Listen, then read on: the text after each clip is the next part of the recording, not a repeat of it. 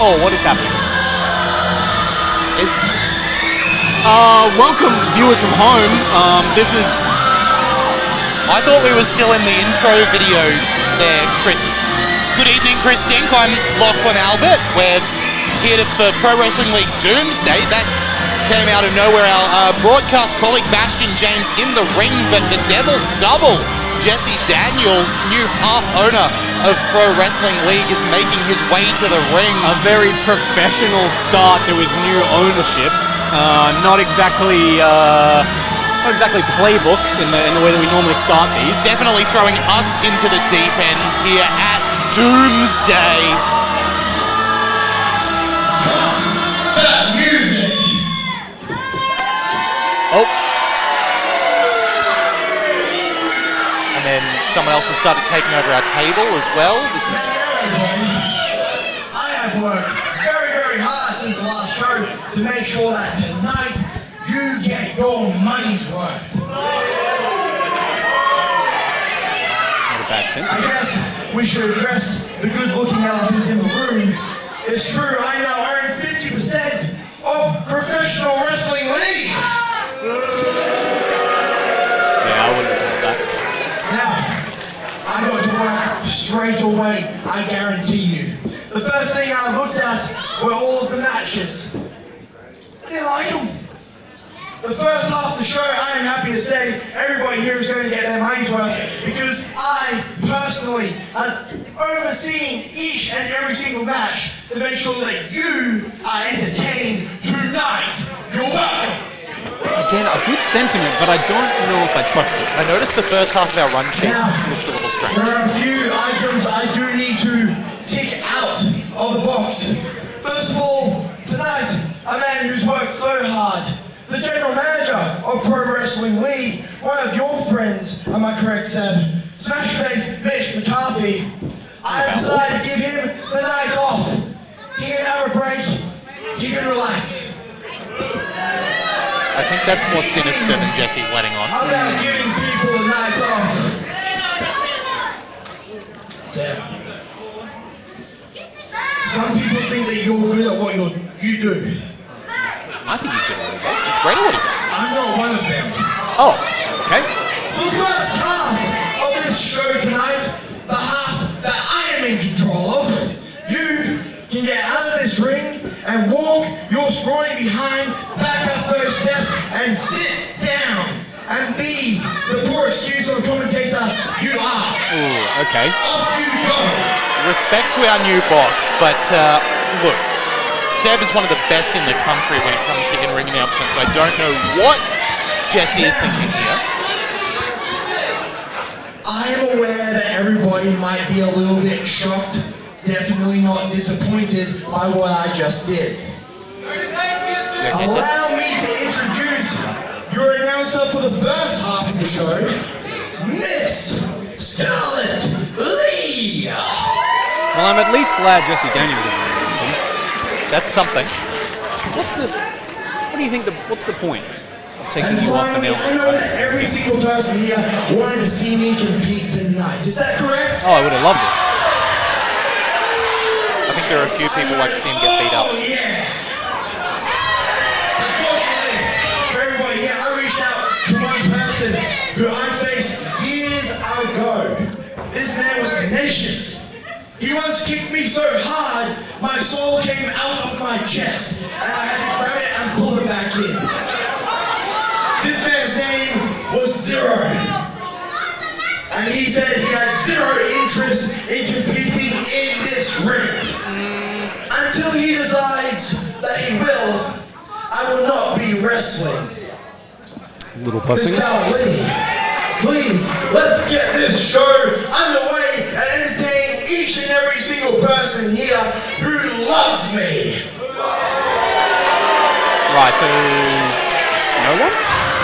Now, let's not go that far. Remember, he is our boss who has the right to fire us. Oh, you are right. Let's keep it I believe he can half fire us, 50%. and I'm okay with half a job, I'll tell you guys.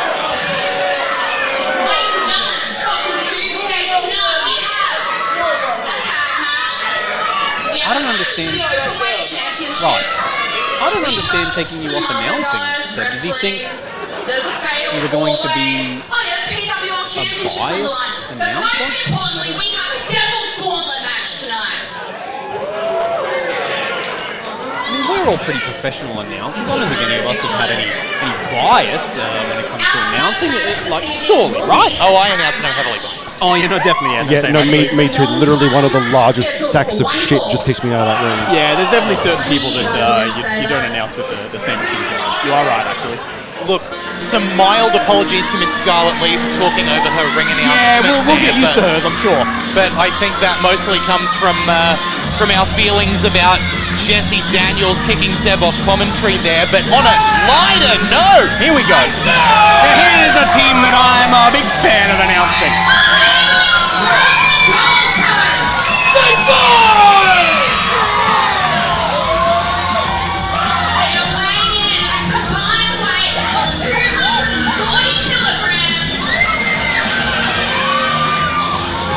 One of the coolest teams to grace the Queensland scene.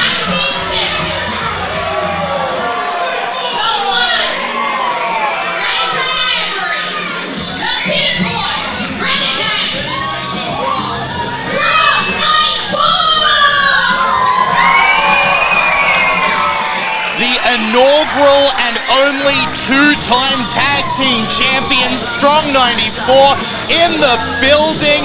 We've got Renegade, we've got JJ Avery, we've got Christina Cade, some of the hottest talents in the country right now, kicking off Doomsday. Oh yeah.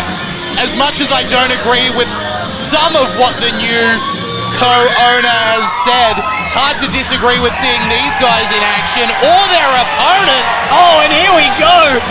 Waco's Most Wanted making their way through the crowd, joined by Lil Mars, who I believe Jesse Daniels has added to the match. Yeah, they're on good behavior there at Waco's. Yeah. Lil Mars is the person to keep them under control. If there's anyone who can encourage good behavior, I think it is Lil Mars. I think you're right. The fact that she is coming through the crowd with Waco's Most Wanted and not through the entranceway. Not a great start? Yeah, not inspiring a whole lot of trust right now.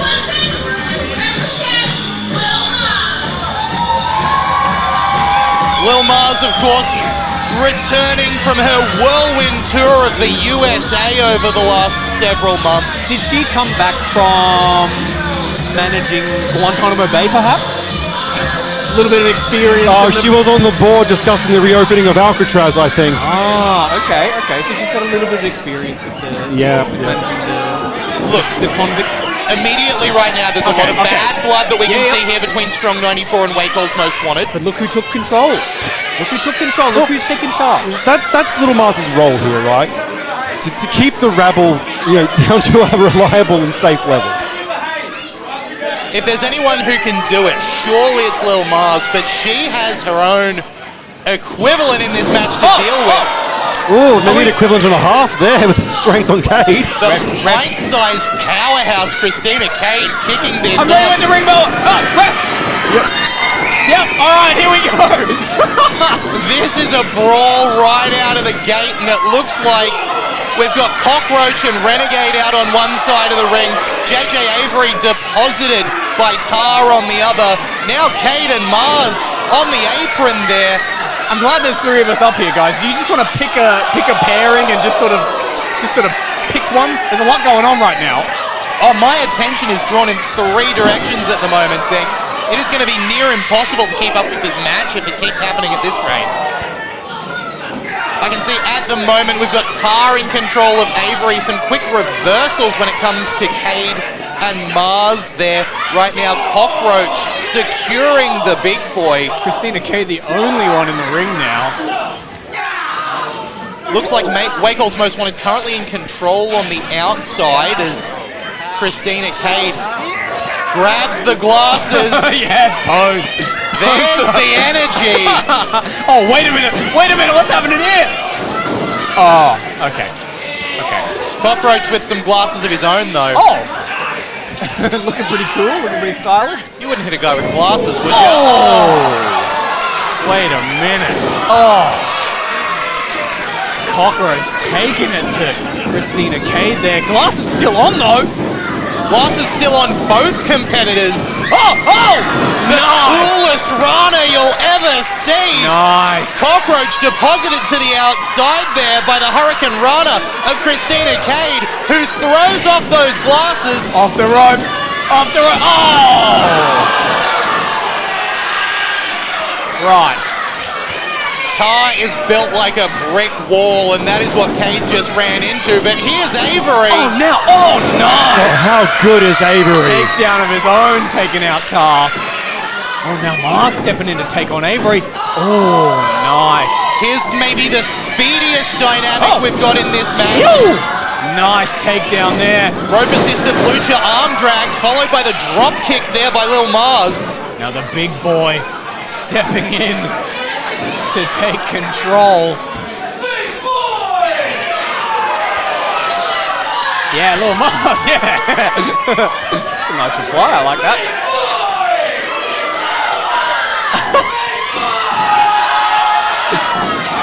Goodness me! Oh, I saw that coming. Just about took the head off of Lil Mars with that clothesline. Oh no, what's he setting up here? Oh! All the way through! Mars rolls through! Only gets the two though, referee in prime decision for that count. But now, look, we thought Mars was going to keep order in this match, but now taking advantage of the other members of Wake Hall's Most Wanted, holding the big boy into the corner. Referee distracted. We're back to a little more structure though, so now we need some official tags before anyone else can get involved. The official take I had for Wake Hall's Most Wanted, catching up with them before the match, was that Little Mars has helped organise some of their, let's say, extracurricular shenanigans going on. No, surely not. Yeah, it seems like she's enjoyed her role within Wake Hall's a bit more than we expected. Next thing you know, she'll be double dog shotting with the best of I them. doubt it. Come on now. That's a little Mars. Well, I mean, that's a more tactical throat stomp in the corner, I would say. We're seeing these roundabout stomps. And you can see there the trouble that comes with adding a new member to a team. That is the advantage that Strong 94 will have to use. They are intimately familiar with each other. They have got so much experience working as a unit. Mars is an X factor here when it comes to Wake Hall's Most Wanted. And they might not be getting those free-flowing tags the way Strong 94 are. And here you see nice, it yeah, now working as a unit now. The tables have turned. Looks like the legal men here, JJ Avery and the unkillable Cockroach. Oh, swung to the ropes there. Oh, and a line from Christina Cade. That incredible tiger feint kick there from Avery, leading into Christina Cade taking control. Nice tag from Renegade to the back of Christina Cade. This is the fluidity you see in an experienced team like Strong 94, and this is why having Lil Mars there can break up that flow for a team like Wake Hall's Most Wanted. Oh, nice. That was beautiful there from the big boy and the one of one, followed up by Cade going over the back of Renegade. Quick tags, really taking it to Cockroach here. Snake Eyes with the kick, followed by an over-under drop kick. There gets the two, but Guys, not quite three. I think we need to build the entire aeroplane out of whatever the hell Cockroach Cojones sunglasses are made out of. Yeah, I'll tell you what, they are rigid. That is some black box material right there. Oh, reaching for the tag, reaching for it. I'm sure that whatever materials Cockroach Cojones is using. A gorgeous jumping, leaping kick there. Oh, now Jay taking out the Tar. I'm sure it was handcrafted in the jail cells of Paris. Oh, she carved from the finest of toothbrushes. I was going to say, yeah. I was going to say, they say he carved it from a bigger pair of sunglasses. Oh, wow. Cockroach Cojones is on fire here right now. Breaks through the clothesline of Christina Cade. Lil Mars at speed, but Cade goes over, rolls through. The other members of Strong 94 hold the feet to keep her in place. Pretty clever maneuver there. Again, the experienced tag team that is Strong 94. There is a reason that they are the champions here in Pro Wrestling League. Yeah, no doubt about it. Oh, huge slam taking down Lil Mars.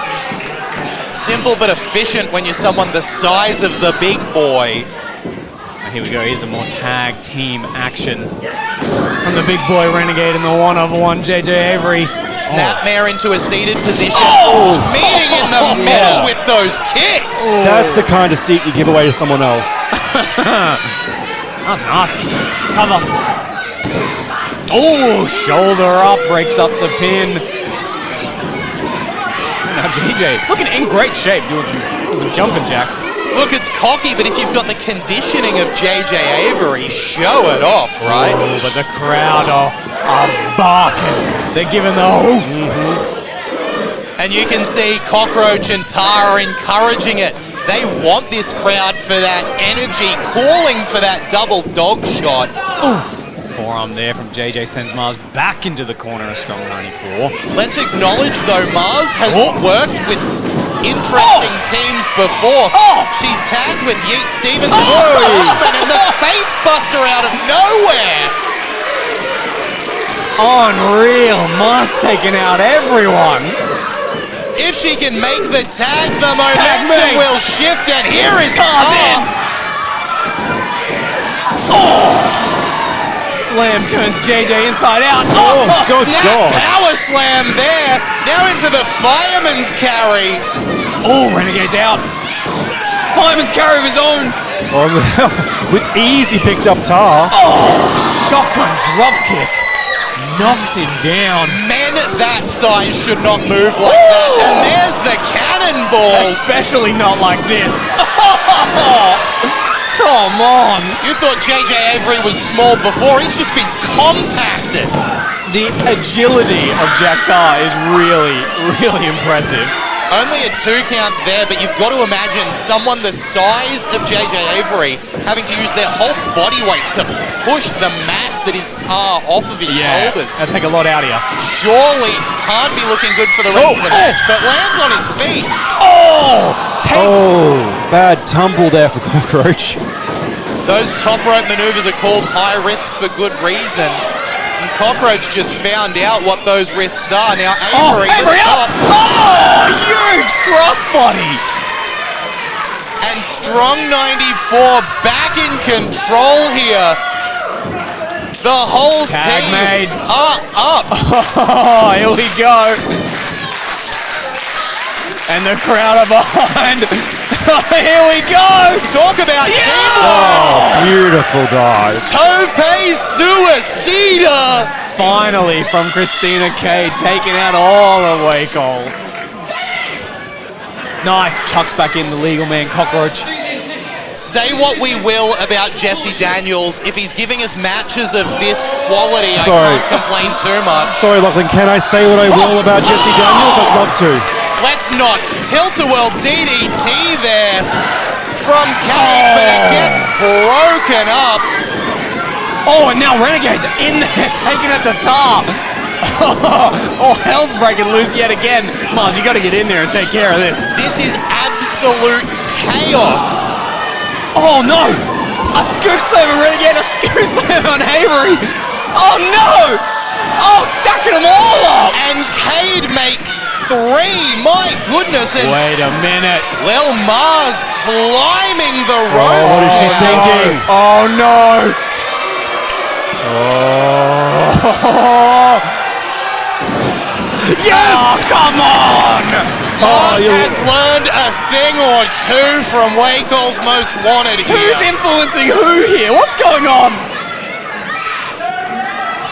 Lil Mars may have turned to the dark side here. Oh, no. She's not thinking. She's not thinking a little dog shot. A puppy shot? A puppy shot.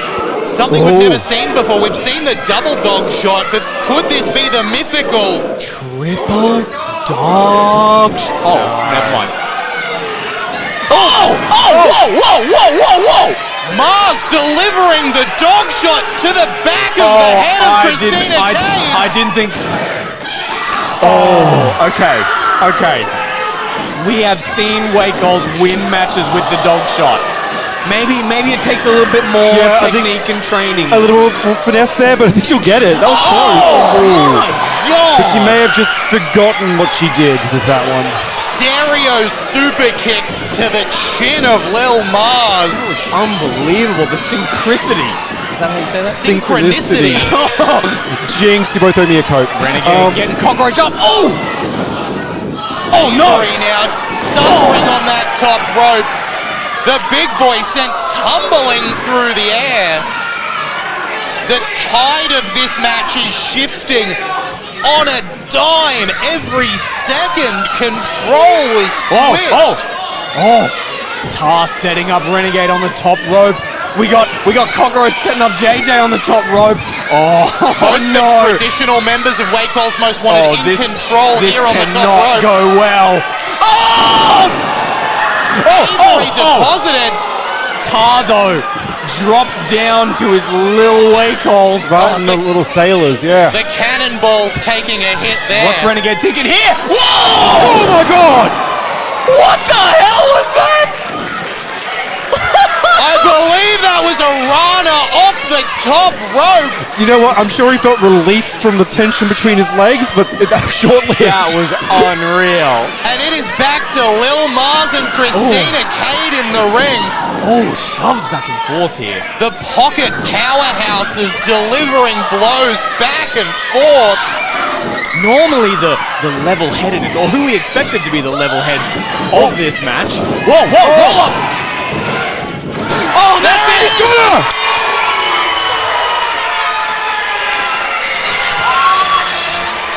Unreal!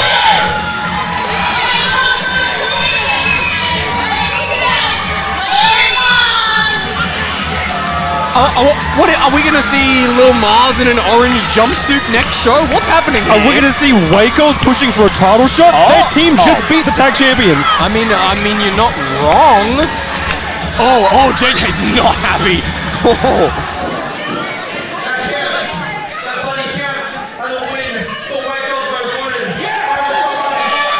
Wait. I mean, technically yes, but it was Mars that. No, they're a team. What I need all of you to do, I need you to go on social media. I need you to be messaging our Pro Wrestling League. And you're going to ask them to give us the title shot that we've never had. Title shot they've never... They were in a triple threat match for the title last show.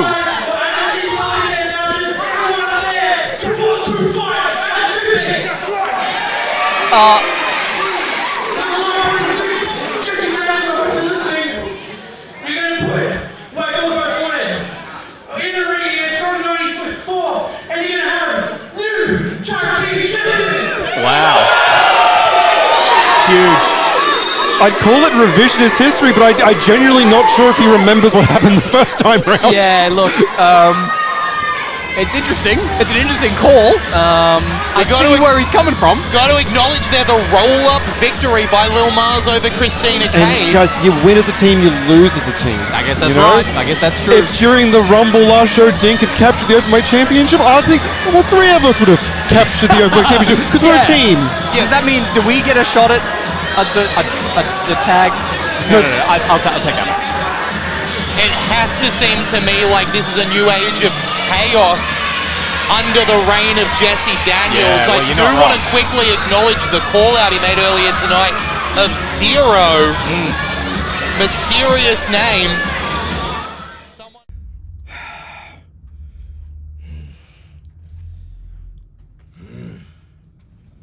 Jesse Daniels! Yee Stevens. I want you to tell me why I have to go through this #1 contendership match after Ricky was the one who jumped me after the Super Show, where the whole world saw...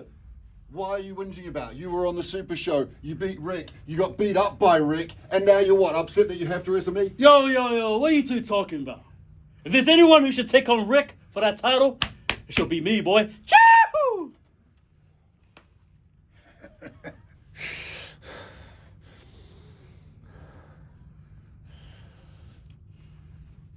I don't know what you, or you, or you, or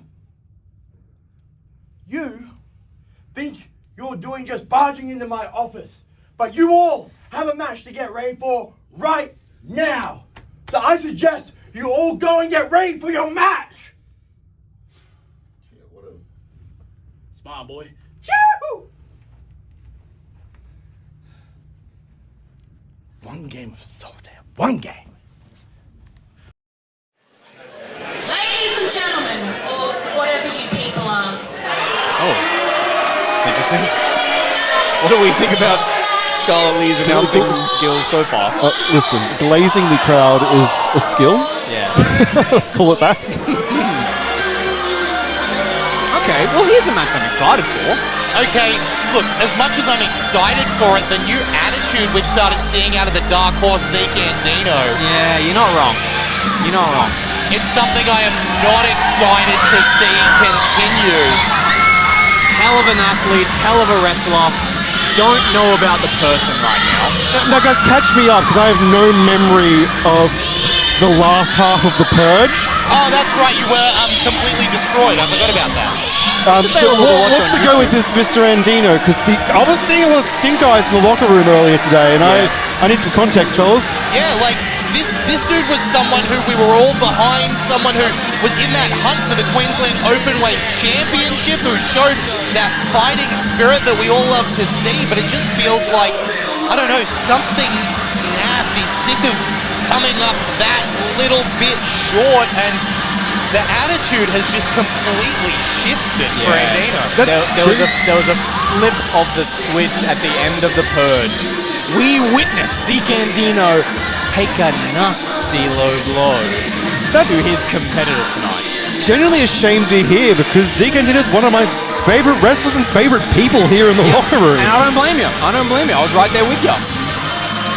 I don't know what it was. I think you're right. Maybe tired of being, I don't know, underappreciated maybe. I don't know. God, I appreciate him. It's hard to say underappreciated. Look at the incredible performances he had in Japan. Oh. Look at the signs people were holding up, begging for him to be an international company. Let's see. Maybe we're going to get an explanation now.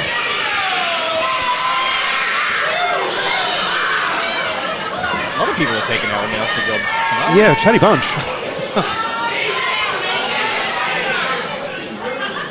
Last month, I kicked DC Diamond. Oh. Immediately cut off. Say his name and he appears. Yeah. You see a man after my own heart, apparently. Oh, wow. Here we go. Former Queensland Openweight champion. Here we go. It is underway. Right, because Scarlett or Zandino couldn't do their job. For anyone unaware, Must suck to not be able to do your job, right? It must be the worst feeling in the world for Scarlett, right? Yeah. Look My at heart the pace bleeds. this match has started at. Sorry to interrupt you, boys, but let's get some context here. Up until last show, EC Diamond was our Queensland Openweight champion, but he had to defend that title against 29 other competitors in the Purge Rumble. And he did damn well. he did damn well, yeah. Zandino, the runner-up in that match, number 2. Moments away from becoming the Openweight champion. We often talk about how unfair the odds are for a champion defending in a multi-man match. He had 29 other people in there.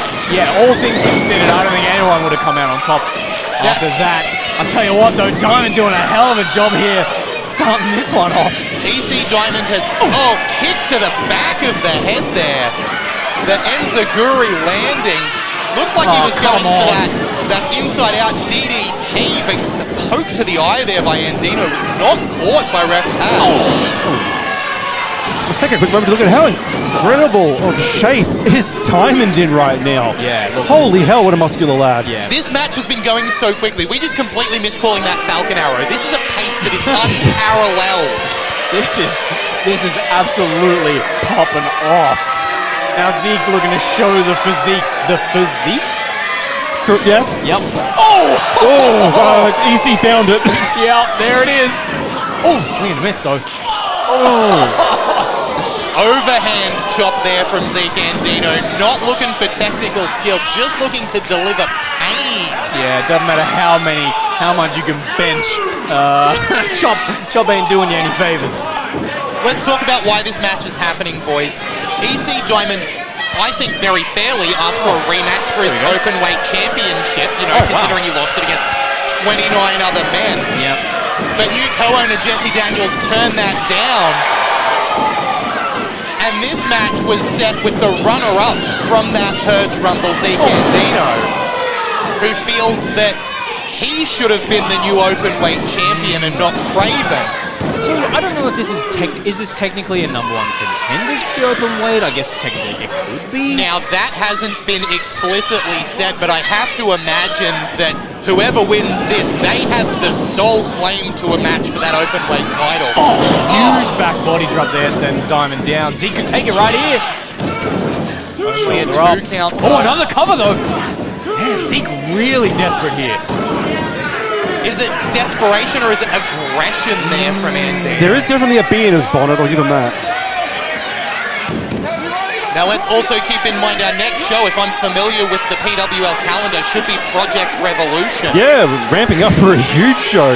So with a show of that caliber, you'll expect a big Queensland Openweight Championship match, and either of these men being able to challenge Craven would be a... Maybe Craven, though. We have an Openweight Championship match later tonight. You're right, Very you are true. right. Now Zandino flexing to the crowd over this way. Whoa, whoa, whoa! Zeke with some explicitives to the crowd here. I'll give a pro tip to the wrestlers listening along at home. If you find yourself arguing with these small children in the crowd, you're probably on the wrong side of history. If you're swearing at the small children in the crowd, maybe take a step back, rethink it. I think you're right. I think you're right.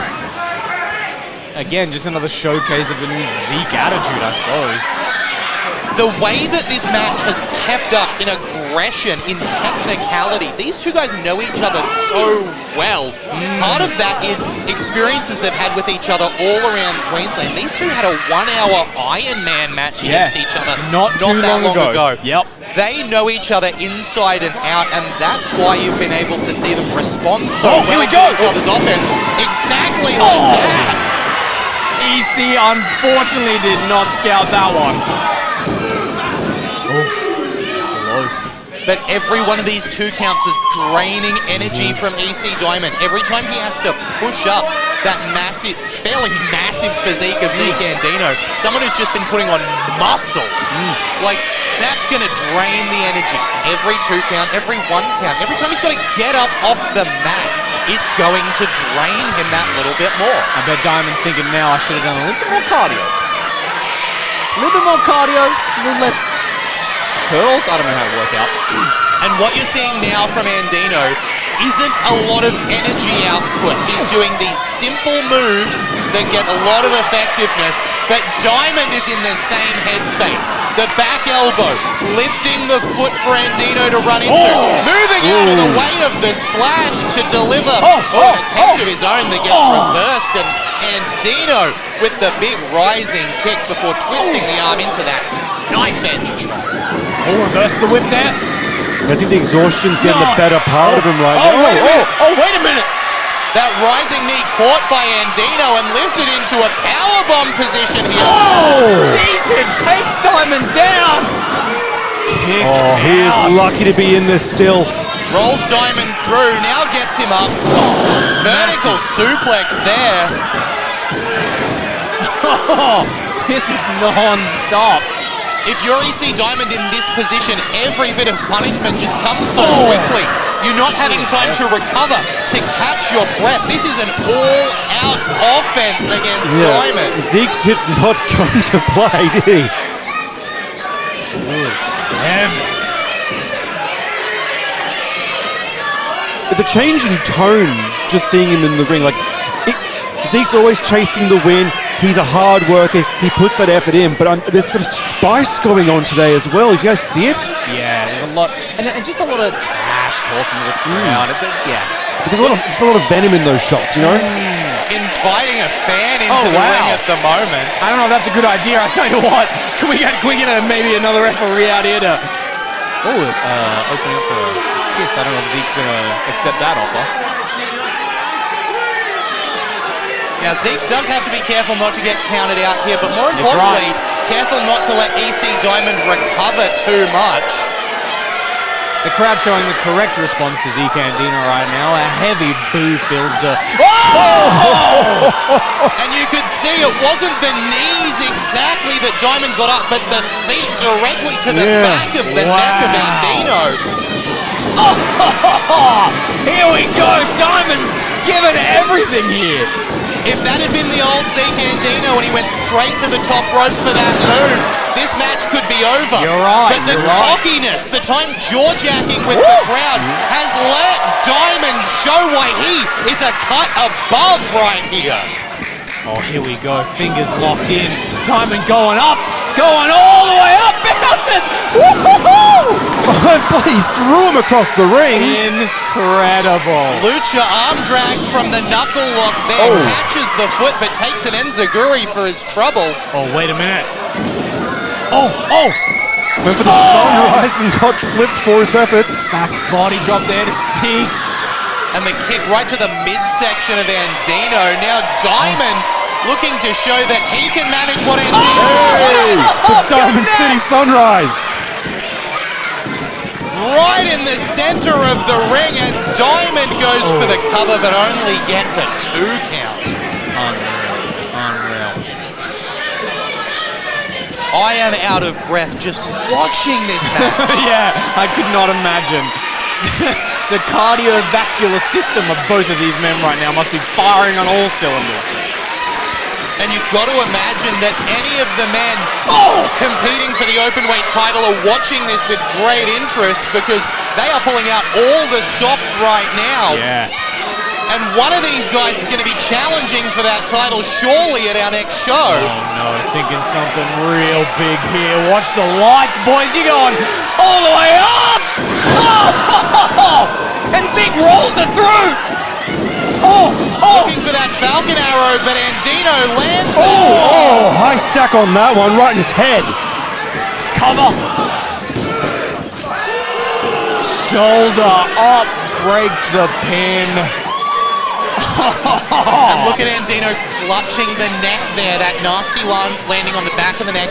It sends that spark of pain throughout the whole body. Sends it through the legs, makes it harder to get that energy up for a kick out. Folded him in half with that one. As much pain as Zandino's in, he recovered enough for that German, but took a super kick for his troubles. To the outside, no, Zeke rolls back in. Goes under, locks the Big twist. How was that two? I am exhausted. Sitting out here, I'm exhausted. How are they doing this? We're 2 matches in, boys. We've got a whole show left.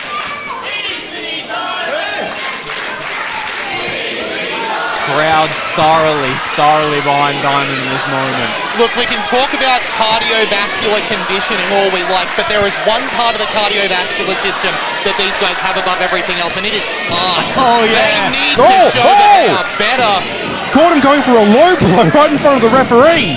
And AC Diamond seems... Oh my God, that would have actually killed Pat. Wow. Holy crap, Pat. Come on. Damn it.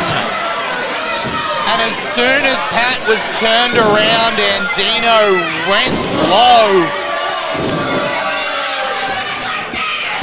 Zandino not caring about taking the high road now. That super kick was just the execution. Oh, come on. A low blow, a pull of the tights, not a clean victory by any means.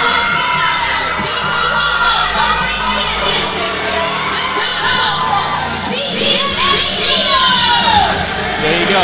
Confirmed there, our new #1 contender for the openweight title.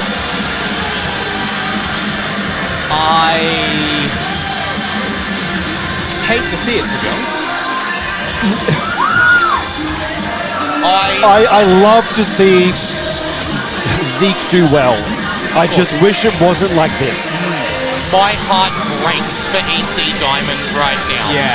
To have that openweight title pulled away in a match where there were so many variables, so little control, and now to have a chance to get back to the top of the mountain and to get kicked in the nuts. Literally and figuratively here.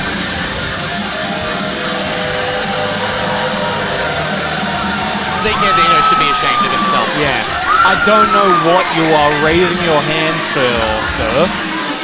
Is this what it's going to be like under Daniels? Like crap like this?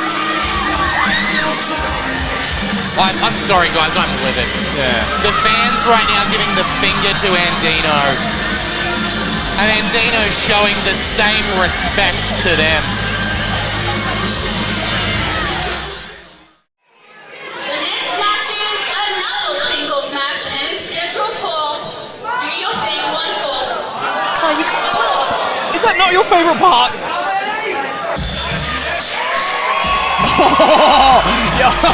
Seb, I see now why. Yeah, Why listen. you were excited to announce this I was one. so excited. Look at this gorgeous couple. This is by far the best look. I think I said this last time.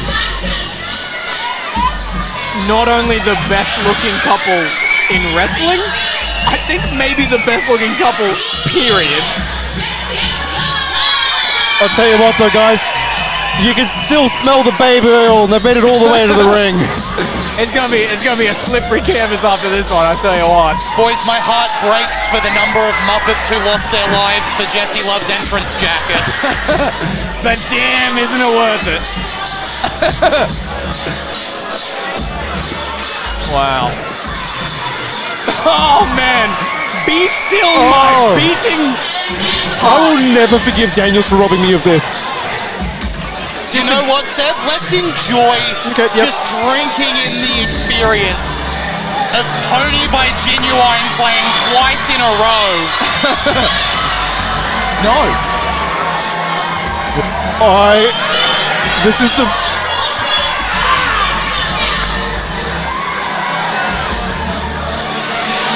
This is the best thing I've ever seen. Oh yeah. Oh yeah. One of my absolute favorites right now making their way to the ring. That is the sexy cowboy.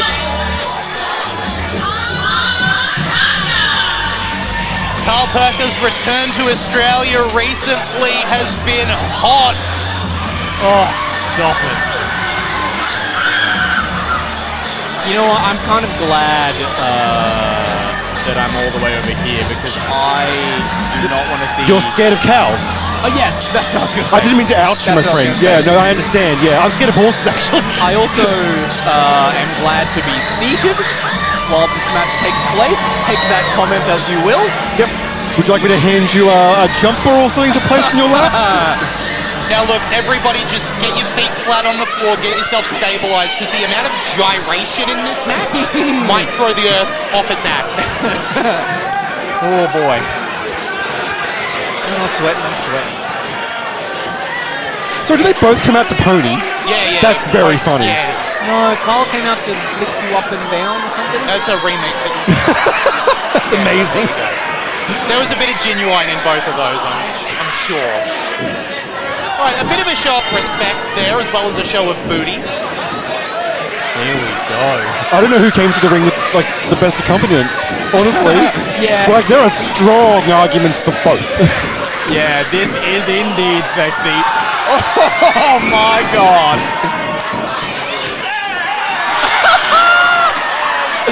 Oh, stop. Oh, big one there from Jesse Love. Now, guys, you got to remember to pace yourself out because you don't want it to end too soon, right? Like, let's take our time. Let's work. Let's work in. Yep. And you can see these are two guys who know how to start slow, get a rhythm set in, right? And there we go, goes over. All very important things with wrestling. It's a marathon, not a sprint. Now, I don't know what our cameras are catching on that side of the ring, but... Oh, wait, why are we over here? I'll have to catch this one on the YouTube. Oh! Jesse Daniels launched into that top turnbuckle there. Jesse Love, I'm sorry. Wait a minute, Too many Jessies around at the moment. How do I get... Never mind. It's like two snakes intertwined. Sorry, guys, I'm actually speechless. I don't mean to leave you high and dry on commentary. I have no words. Trust me, dry is not a problem we are having up here. Oh, wow, Karl Parker now. Whoa, all the way over. Oh, that's hot. The flexibility of these men, my goodness. Oh, swing and a miss there from Love. Oh! Oh, catches the arm. Oh, wait, now, hang on. Here we could see Hey. the thrust and the gyration. Oh, nice. An excellent counter there. Karl Parker remembers an important fact. It is all in the hips. Oh, nice. I like the way Karl got his leg over like that. Ooh. Delivering that hat right to the booty of Jesse Love. Oh, what's he thinking here? What's he thinking here? The Cowboy is looking to ride. Oh, to the lower back of Love. Effective targeting there. Oh! And a very interesting reversal from Love. The referee using all of his discretion right now.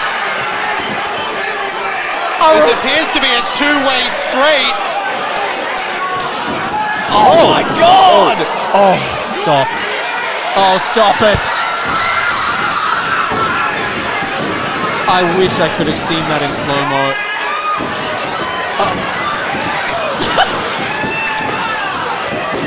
The amount of spankings in this match is probably more than our last show. Send a stepdad jealous, I'll tell you what. Oh, Love going up now. Oh, nothing sexy about that. Guys, this might be my favorite tag team. And I know they're fighting right now. But I just love it so much. You can see the pairing. I can not to take your gimmick there, Dink, but can you see it? I can see the vision. I know I would love to be tag team. Oh my God! Horsey taking Love. Horseplay in this match? You wouldn't dare. This was supposed to be a one-on-one match. I didn't think we were going to see a third added in. I have no issues with this turning into a three-way. Ha! Oh! The sexy Cowboy with a little twist of the hip there. Right into the neck of Jesse Love. Oh, now Karl Parker looking to ride. Karl Parker riding Jesse Love hard right now.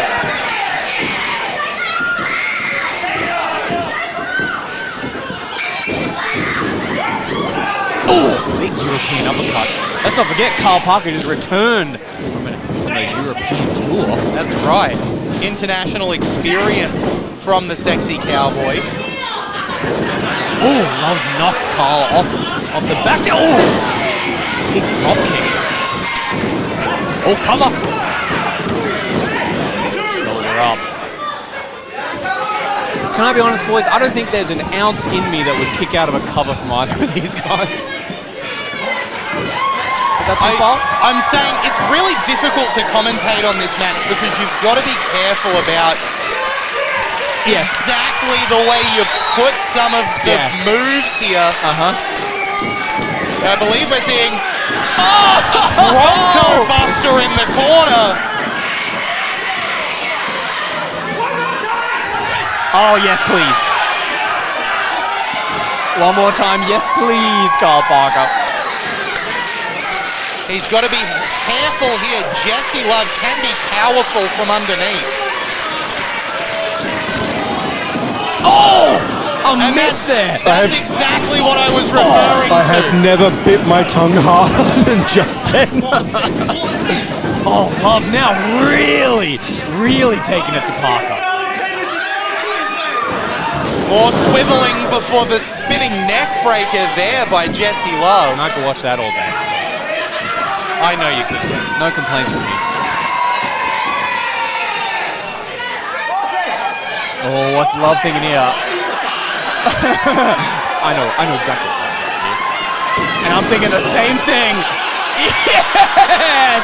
Turnabout's fair play here. Vintage Rob. These two have just been swapping who's on top all match, back and forth. Is there a horse on the apron? There is a There horse is on the indeed apron. a whole horse on the apron. Oh, now Cowboy Jazzy. Oh! You know what? I hate horses. That's fair. Oh my God. No, don't boo her. I Nobody. really don't like horses. Oh, good God. That leaping knee from Love. I got him! Wow. And you know what? Pony either way. Wow. For anyone watching on YouTube right now, and they can clearly see the most watched section has a huge peak in the timeline.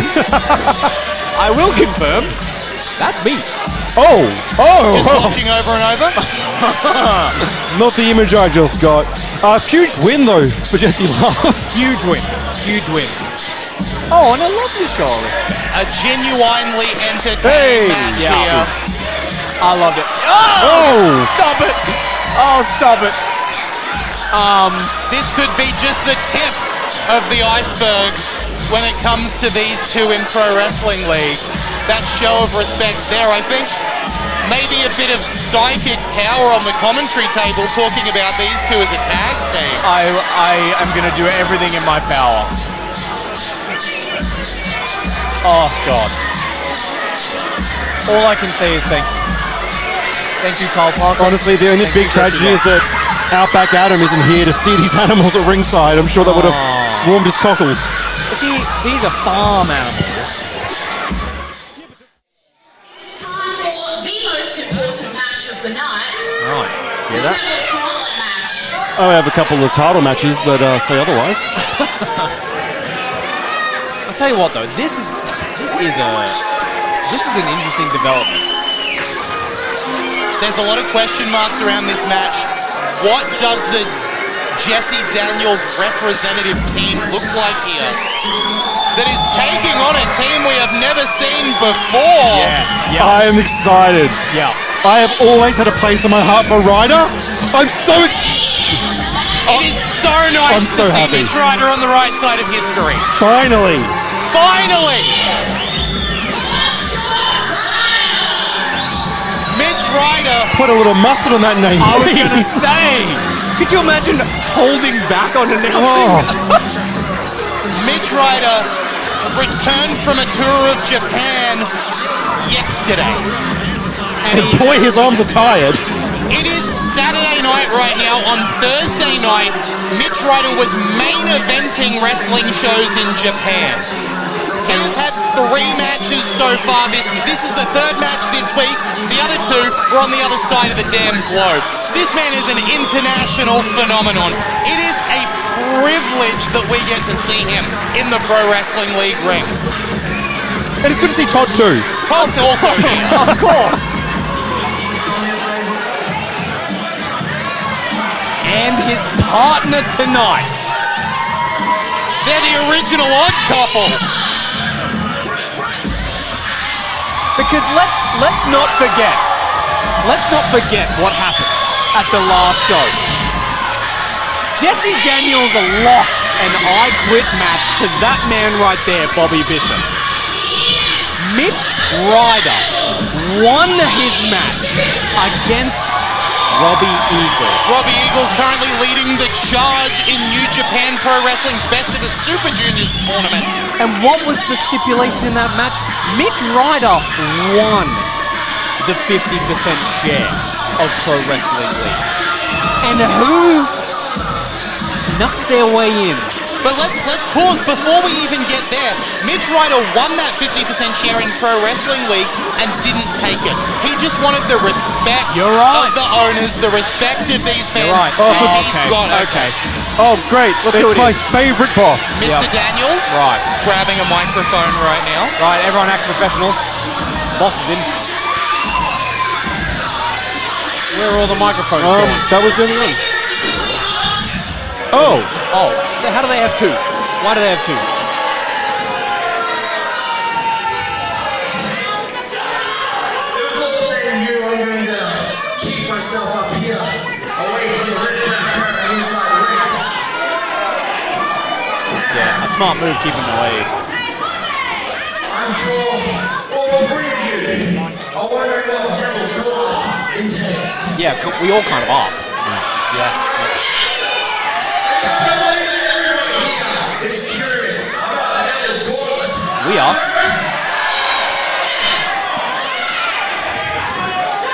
Doesn't say anything here. I want to say, Todd, Nick, I hold no ill will towards you. You guys were just collateral damage, yeah? Oh, okay. Oh, get him! Oh, I love this is. Daniels has done the impossible. He's made me love Todd Eastman. The crowd thoroughly behind Todd Eastman. The crowd just chanted Todd's name. Might be your opinion, Todd. But if an attitude like that allows you to stand next to Bobby Vicious for that devil's gauntlet, you boys will be competing against some of the best tag teams Pro Wrestling League and Queensland Oh, wait. has to offer. I haven't approved this. So without any further ado, I want to introduce the very first tag team you will be facing. Wait a minute. The history between me and them. Oh, no. I've got a theory here. Oh, no.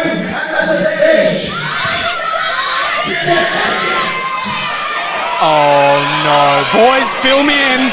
What's the history between Jesse Daniels and Decadence? All right, well, let's start with recent history first. Decadence have not been on the same page recently. James Yeager blaming Roberto for some losses as of late. Now here they are trying to get back on the same page.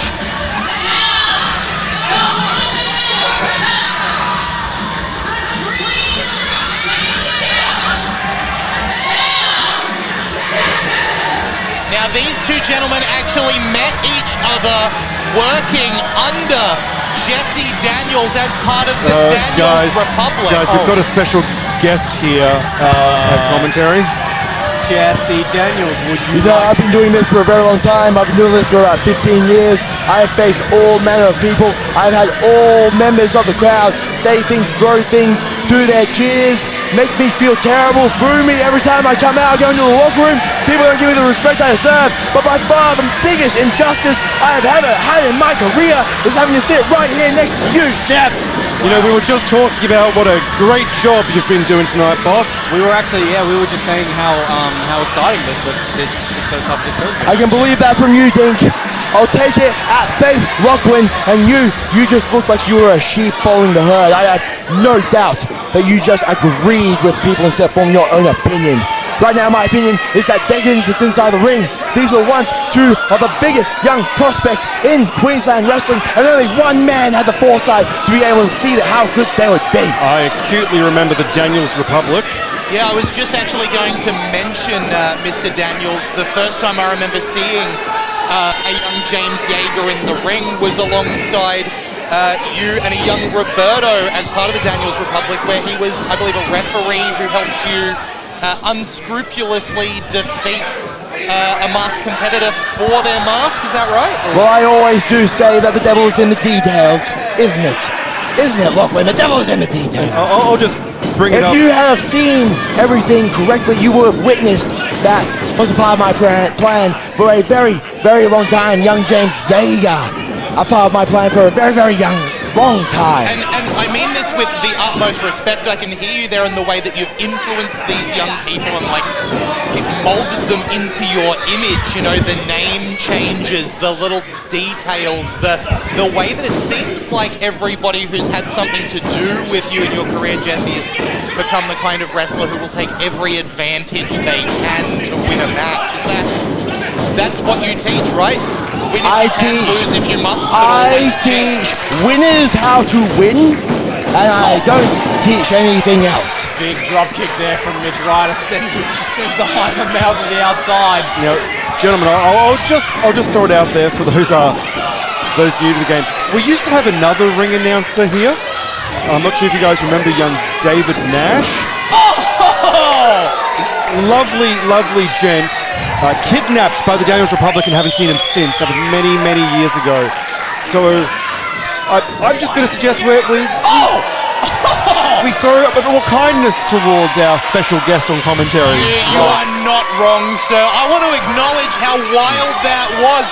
That Mitch Ryder just flew back from Japan and he has not stopped flying there, soaring over the top rope to deliver that crossbody to both members of Decadence. And now the undeniable Bobby Bishop tagged in here on a hot streak right now, coming off a victory in an I Quit match against one Jesse Daniels.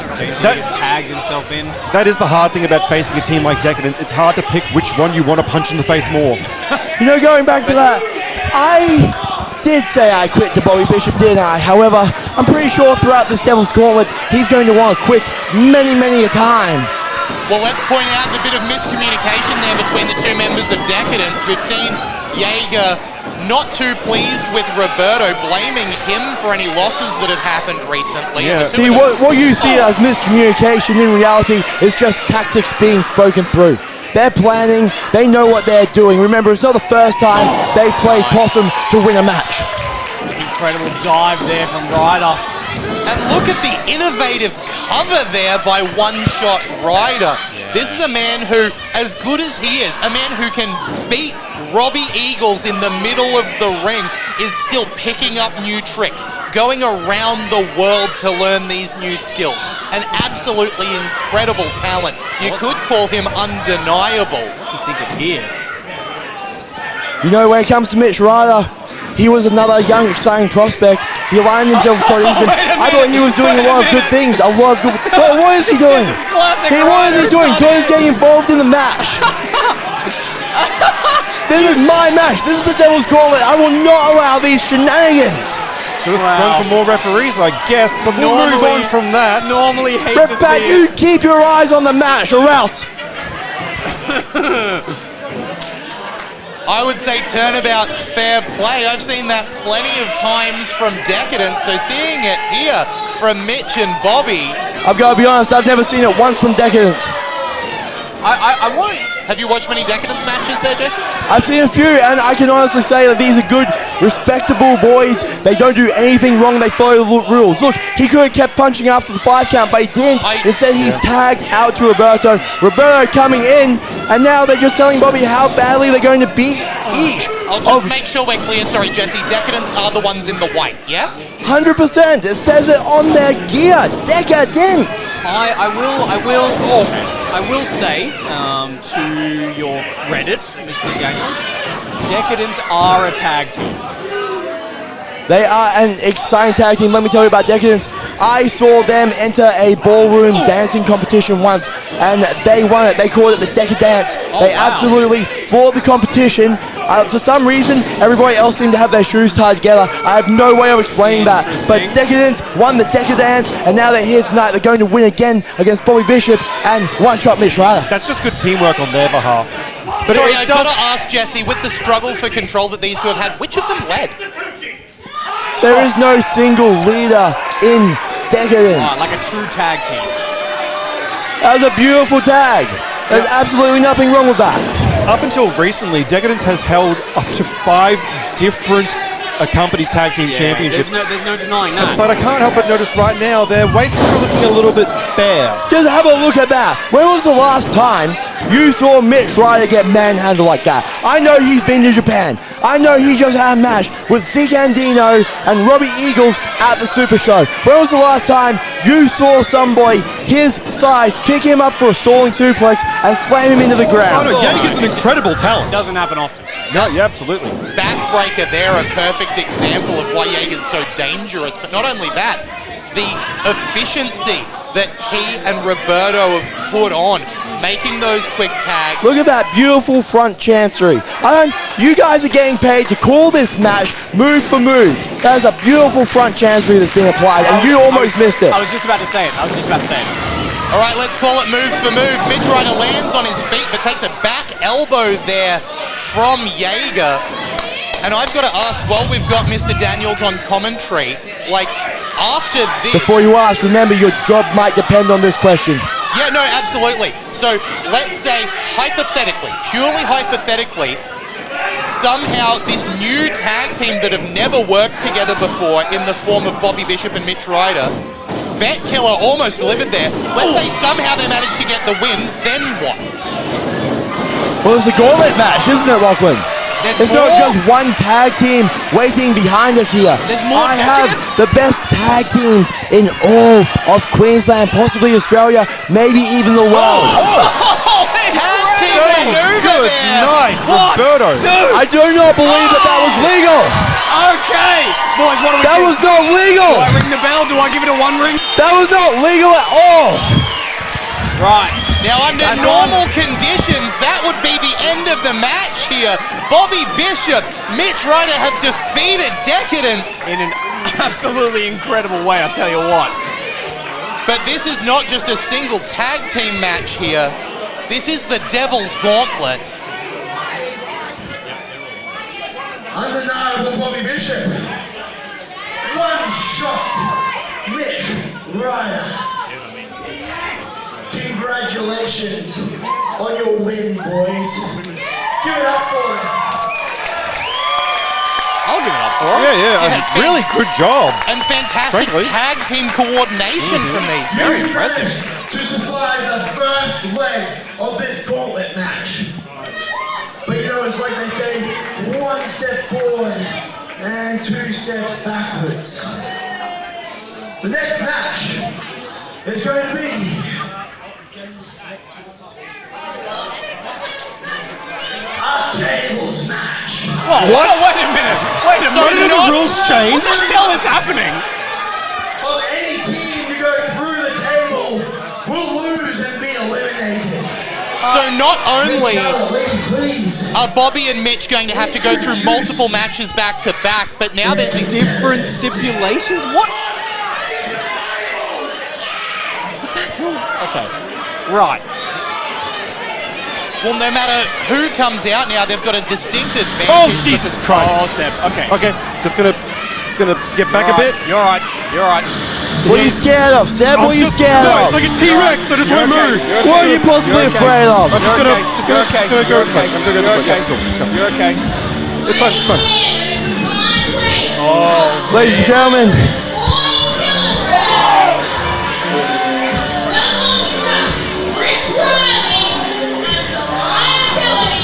You know what? I might be a little happy that Scarlett's in the right now. to introduce you, Oh, we are kicking it off. I guess I'll just sit back down. Sorry, go on, Mr. Daniels, please. I just want everybody to understand Rip Riley. This is a man. This is a beast. This is a monster. You don't have to This introduce Rip Riley is the to us. man who ran through every single person who ever stepped foot in an AWA ring. He was the heavyweight champion, tag team champion, YOLO champion, hardcore champion, openweight champion. What has this man not done? There's no, yeah. Well, we can add killer of announcers to the list of accolades there of Rip Riley. I am so glad to see you're okay after the punishment that Rip Riley put you through last show there, Seb. But Logan Pierce, the liability, is also a massive threat here. This is a man who has become heavyweight champion in a company that simply gave him that title to keep. For a young talent to be so powerful, and not only that, together as a team. Oh, wow. Rip and Logan Pierce really working together here. Well, this is not the first time these two have teamed. They are tag team champions in White Bay Pro Wrestling. Forgive me if I'm overstating. Are they not with Bobby Bishop? Is it not team undeniable? What has Jesse Daniels' influence done to turn both of these men against Bobby? I don't understand. Well, look, Jesse is currently talking to his personal ring announcer right now, so we're not able to get an answer there, but these two are just like rabid dogs. Maybe a bit of a, Bobby's the boss kind of thing, so this is their chance to give it to him? I don't think Bobby could be the boss of himself if he allowed himself to be. Oh, okay. Oh, no! But there we see the the experience of Bobby Bishop coming into play, managing to drag Rip Riley into the path of that boot Here we from go. Logan Pierce. Kick to the gut, gets into that prone position there. Look at that beautiful elbow strike by Logan Pierce. Swing and a miss from Bobby. Swing and a miss. That wasn't a swing and miss. Logan Pierce scouted that. Scouted that. He didn't scout that one. No, I think he saw it coming. He just couldn't get out of the way. I'm sorry, do we find something funny about this match, boys? No, absolutely not. No, absolutely not. While we've got you, JD, was it you or Zero that booked the Karl Parker Jesse Love match? Well, you know, it's the first half of the show. I did say as co-owner, I was taking care of the first half of the show. Okay. You know, We do have to thank you for Smash that. Bang's We have to commend Mitch your taste. McCarthy, who operated the first half of the show and put the matches together. When I saw that, I was like, we cannot possibly do any of these matches. It's just, it's not right. It's not okay. Generally, no notes. It's We not had a good. blast. We loved it. It's terrible. So when I saw it and I reworked it, I thought, what would the fans in the audience truly love? What would the girls in the audience truly love? What would the commentary team truly love? And then it came to me, Karl Parker and Jesse Love. Yeah, you're right. You are right. Bang on the money. Who here we go. doesn't love cowboys, baby oil, hip gyrations, and a good time? Table was slid into the ring from Rip Riley. Zero there. notes, honestly. Mitch Ryder stopped Logan Pierce setting it up. And I don't know if you saw it just outside there, Rip Riley just delivering a push to the face of Todd Eastman. Yeah, I do see a corpse laying on the far end. I'm assuming that's Bobby Bishop. Yeah, Bobby splayed out on the outside. Hate to see it. And this is the other thing about this matchup, right, is that Bobby and Mitch have already taken on a world-class tag team and managed to get the win. And now, after all that energy has come out of them, a fresh team that could win any match you put in front of them if given the opportunity. Rip Riley and Logan Pierce are just dissecting. It's a hell of a task to get through. Jesse Daniels, no doubt in my mind, a very well thought out plan. And just You guys are making it seem like Bobby and Mitch are being punished for something. This is a good, solid, clean match. There is nothing wrong with having a gauntlet match, doing stipulations. I mean, they could both be working a lot harder together, in my honest opinion. Oh, you think they could be? They could be doing better. You are right. And here we go. This looks like it's it. I do definitely like Bobby's being punished. Well, you know, good things come to those that wait, don't they? And I am enjoying myself. If either of these men go through the table, that's Don't do it. Logan, you hang on to that rope. Don't you dare let go of that rope, Logan. You hold on. Your job depends on this, Logan. Your job depends on this. Manages to get to his feet. Almost turned into a liability for Jesse Daniels, didn't he? That was tense. I've got tag teams waiting, lined up.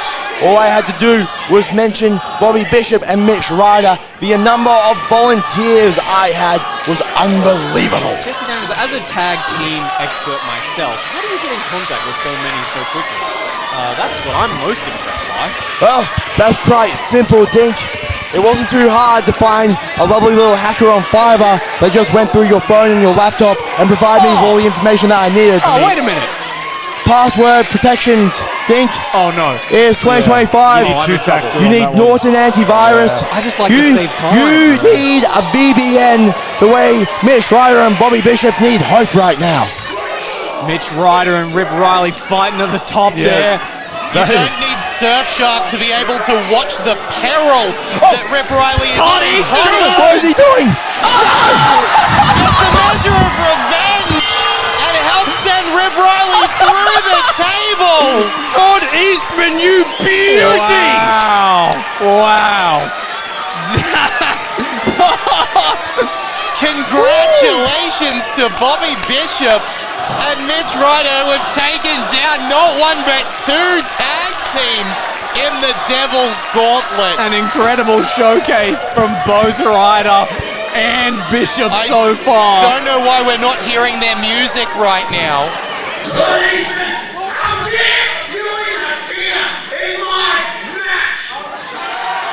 It was a tables match. Interferences. Yeah, there's no disqualification in a tables match, so...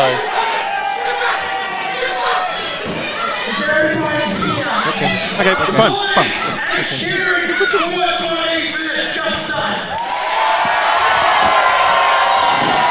Todd Eastman with a big thumbs up for the crowd.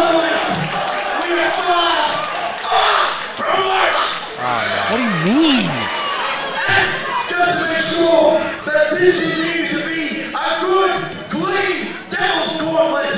Todd Eastman, you are banned from ringside. Normally, cheers would be heard. Not tonight.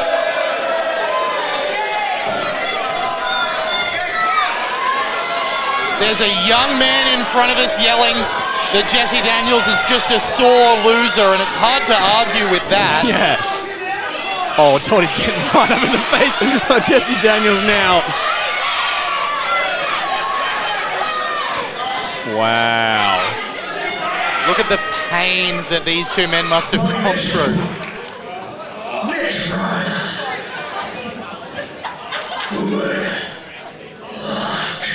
Oh.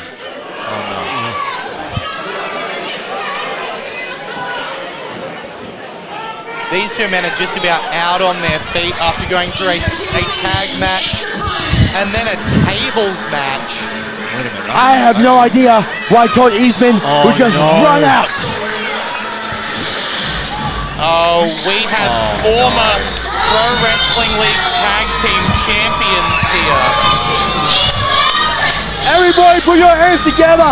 Every single person here. Trento Day, Sam Cannon, the absolute best of the best in Queensland Tag Team Wrestling. Am I wrong? I have heard them referred to as, oh goodness me, Sam Cannon taking down both Bobby Bishop and Mitch Ryder there. Big business looking to take care of It's some. the Simpsons meme of Mo throwing Barney out of the pub. He comes up behind him. We throw out Rip Riley. We bring in Sam Cannon. I have heard Trento Day and Sam Cannon referred to as the QWA anchors. The anchors of QWA, yes. Anchors of QWA, I believe, yes. Now, They're normally... the anchors, they're the mast, they're the sails, they're the rudder, they're the steering wheel. The whole damn they ship. are They're the poop everything. deck. They're every part of the ship, damn it. I've got to say, Sorry, this I is got a match excited. that It's okay. normally I would be very excited to see. These are four incredible competitors, but Two. right now, Bobby Bishop and Mitch Ryder have just been through two back-to-back wars. Yeah, this is not a 100%. Excuse me. Oh, No, gentlemen.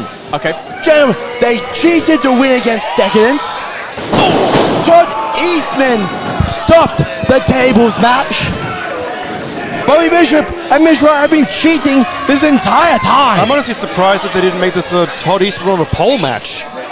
Get Judy Bagwell up there on the forklift. To You know, go I'm with not it. going to do anything that would reward Todd Eastman. There will be no Todd Eastman on a pole match. I don't think he wants to be on a pole. No, Is that a reward? I don't know. Is it?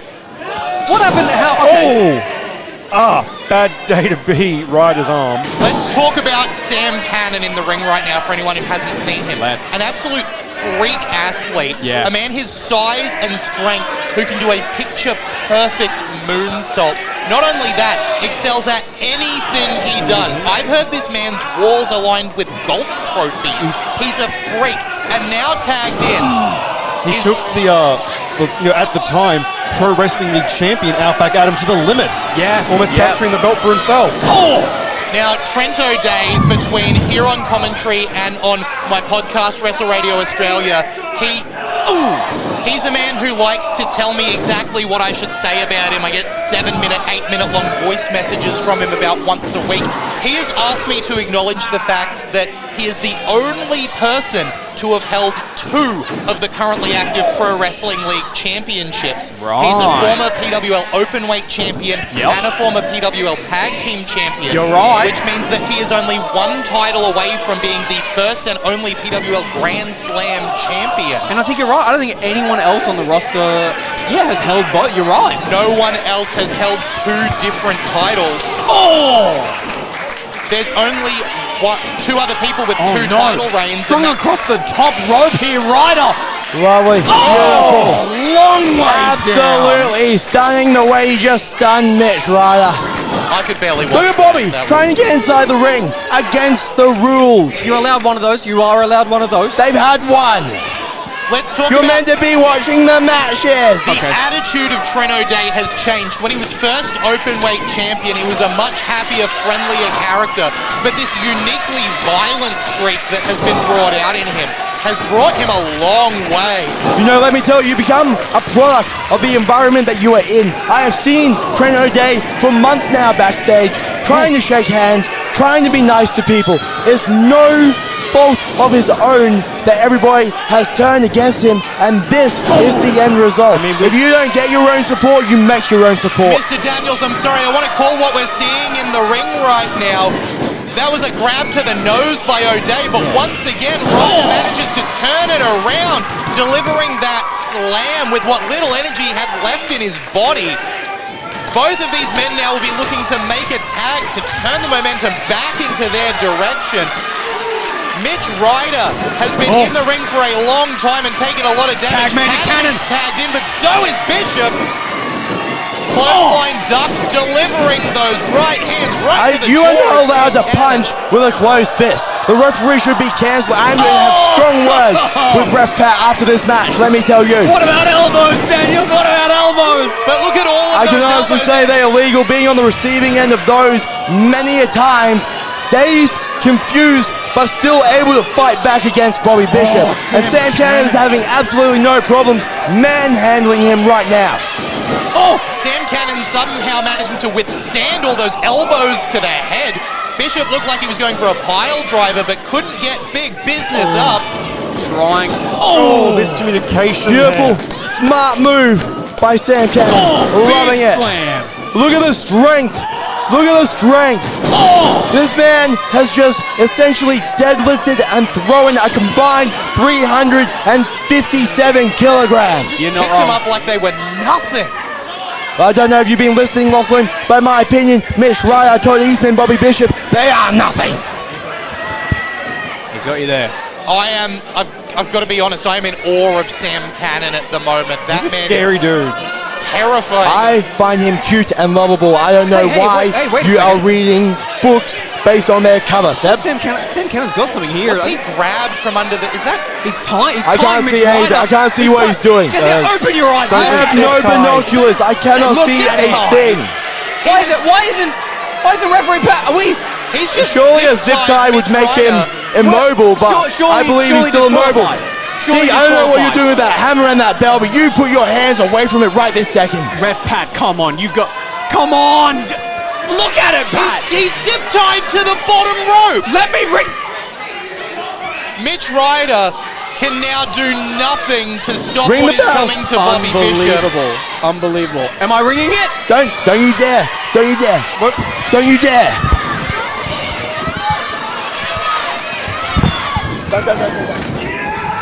Oh! The cutter from Trent O'Day. Oh, beautiful arm ringer. Excellent. Excellent. Oh! Excellent. And Mitch Ryder desperately trying to stop the punishment, but tied to that bottom rope. Sam Cannon delivering the blows to the face. And this is just now torturing Bobby Bishop. I cannot believe what we are seeing right now. The absolute. This. He's tapping out. Are you serious? Are you serious? Breathtaking. Gentlemen, excuse me. I need to go and congratulate Queensland's top tag team.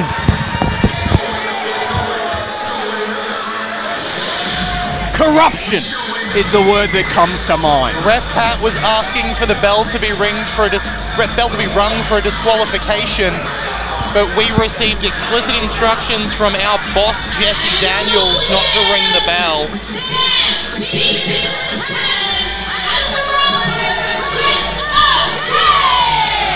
I'm not gonna lie, boys. It looked like Pat was telling me not to ring the bell. And now Jesse Daniels has got what looked like championship belts in his hand. Wait a minute. This wasn't a championship match. Not as far as we knew. And obviously the Pro Wrestling League Tag Team Championships are held by Strong 94. I know those belts. I haven't seen them for a few years. Those do appear to be the AWA Tag Team Championships. Oh, great. A relic from when Jesse Daniels was the sole owner of the wrestling promotion here in come Brisbane. on! Stop! Just still delivering It's over. punishment here to Ryder, who can't go anywhere, zip tied to that bottom rope.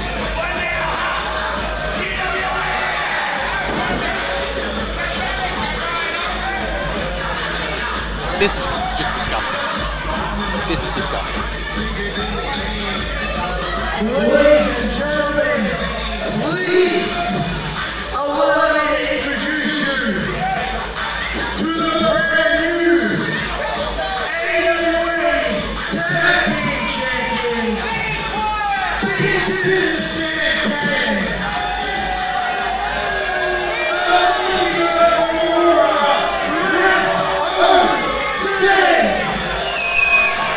Well, I guess add it to your list of winnings, Trento Day. Another one. Another feather in the cap. No, that is not a Pro Wrestling League Championship. Nope. That is an AWA title. The AWA doesn't exist anymore. It's gone. Like, I started my career in AWA. I've got nostalgia for it too. But guys, Lachlan said it. That company is gone. But Jesse Daniels now turning back the clock, bringing back these AWA Tag Team Championships and awarding them to Team QWA. Congratulations, guys. You won a set of belts for a company that doesn't exist in a match that wasn't for them. Against competitors that fought 2 matches prior. Are we done with the executive orders for the night, guys? That is hell! Yeah, good job. Mitch Ryder is still tied to that bottom rope. I would like to tell everybody about PWL's next big show. Everybody, every year, looks forward to Pro Wrestling League Revolution. Yeah, Project Revolution. Yep. Queensland. The biggest night of the year on the PWL calendar. Everybody here loves a good Revolution show, right? We do. Turns out the crowd just won't cheer for you if you're a jerk. Good to know. Rightfully so. Revolution will not be happening this year. What do you mean? Has Jesse Daniels cancelled the show? 50% co-owner of Pro Wrestling League, I am proud and privileged to let everybody know that on July 26th, right here at Craven RSL, each and every person will be witness to Pro Wrestling League Homecoming! Homecoming, the showcase show of AWA.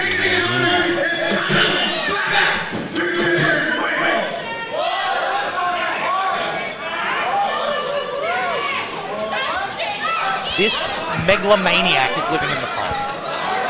Gallery, please.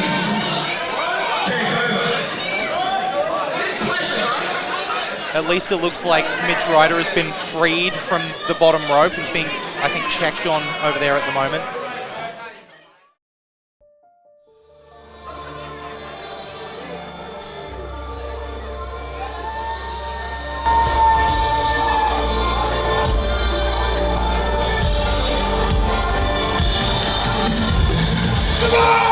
Standing on stage now, another QWA representative?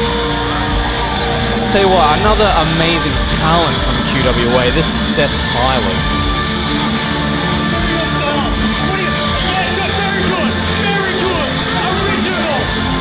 Someone who I was introduced to with huge accolade.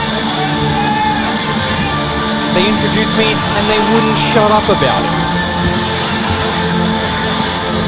And to be honest, I don't blame them. Lachlan, any opinions on Mr. Seth Tylers? what an absolute phenomenon of a competitor. Yeah. This is a guy who, like, every time Tyler makes his way into the ring, you think, this is going to be a good match. Yep. And then he over-delivers. Yeah. This is a guy who has been working with World Beater Wrestling to improve his game constantly from the other side of the continent. Yep. Seth Tyler's might be the most underrated wrestler in Australia. I think that's Straight up. kind of fair to say, yeah. Yep.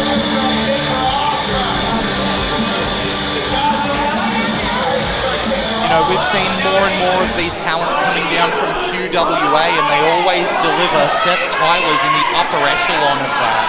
But this... Speaking of a guy who always delivers. Yeah. Seth Tyler's is taking on the Pro Wrestling League Openweight Champion in that man right there. The Australian sensation, Craven.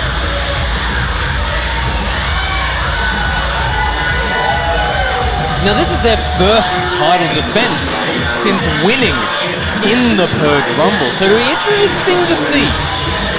Very true. Craven has a lot of fans in this crowd. He's been around the block once or twice. And to finally be able to come into these Queensland shows with a title around his waist or in his hands. We've spoken about the lengthy experience of Craven, a 21-year career. Huge. Hold it high, Craven. Speaking of World Beater Wrestling, someone who's come through EPW in Perth, who's made his name all around the country. Oh, we'll acknowledge his hometown, Coffs Harbour, where Chaos in Coffs will be happening later this year. A huge show for Pro Wrestling League. Oh, yeah.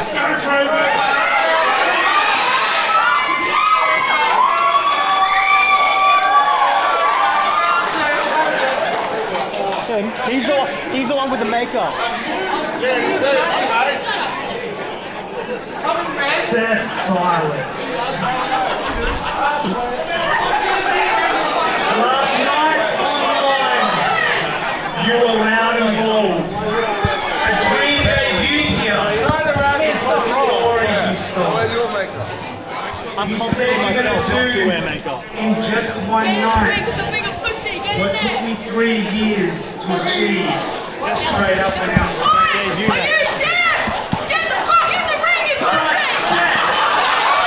Oh, wow. That young crowd member really taking it to Seth Tyler's now. Doesn't matter what we have to say. And the crowd has something like that to say. You can't rush greatness with a spark. I've taken 21 years to build this legacy in the dark. You talk about QWA being the crown and the peak. There is no truth in these words you speak. Because this is QWA. Ooh, I kind of like that. The poetry out of Craven's lips there. Very night before Christmas from our openweight champion.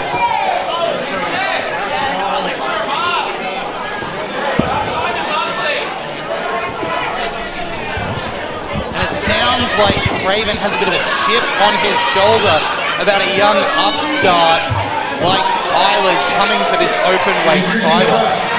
The challenger, representing the Queensland Wrestling Alliance, from Queensland, Philippines, weighing at 80 kilograms, he is the youngest QWA Hall of Famer, the Renaissance Man, Seth Tyler!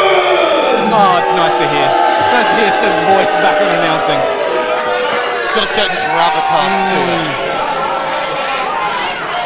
Introducing the champion, hailing from Perth, Western Australia, weighing 96 kilograms. He is the reigning and defending Queensland Openweight Champion, the Australian Sensation!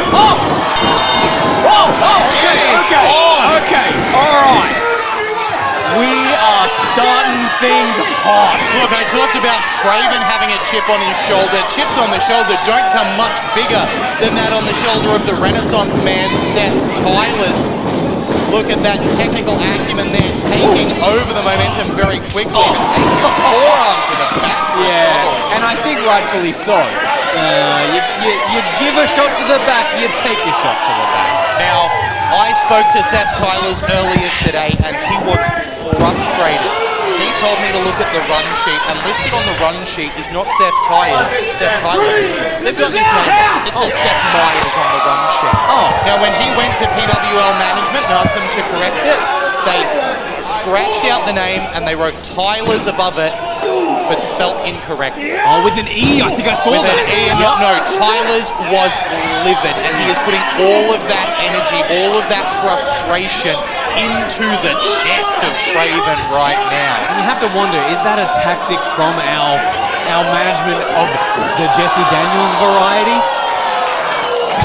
Tyler's planted. Never put down to malice what you could put down to ignorance, Mr. Dink. Fair. Trust me, there are a lot more stupid people than there are evil people, and you can quote me on that, Jesse Daniels. Seth Tyler's rolling back into the ring, hand on the sensitives. And we can see here Craven asking for quiet. Bit of shush. Oh, yuck! Ooh, I felt that one all the way back here. That's just unpleasant.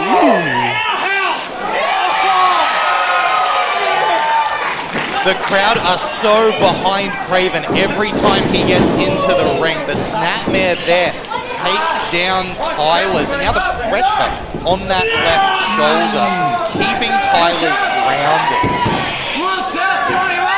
So the stakes have just been absolutely chocked on for the last half of the show. We've always got a championship match now. Our next match is to determine the #1 contender for the Pro Wrestling League Championship. And guess what?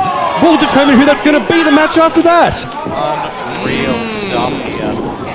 Here we go. We know for a fact one of these men will face Zandino at our next show. Okay, all right. The low blow there from the Renaissance man. So that'll be an interesting matchup if it's low blow Seth Tyler's versus low blow Zeke. You're not wrong there. And of course, I said earlier tonight that match will be happening at Project Revolution. Slight change of plans. That match will be happening at Homecoming. Yeah, apparently so. Apparently so. I'm surprised Jesse Daniels was allowed to change the whole name of the show and not 50%. Project Homecoming is what you're thinking? Project Homevolution or something. Yeah, that'd be good.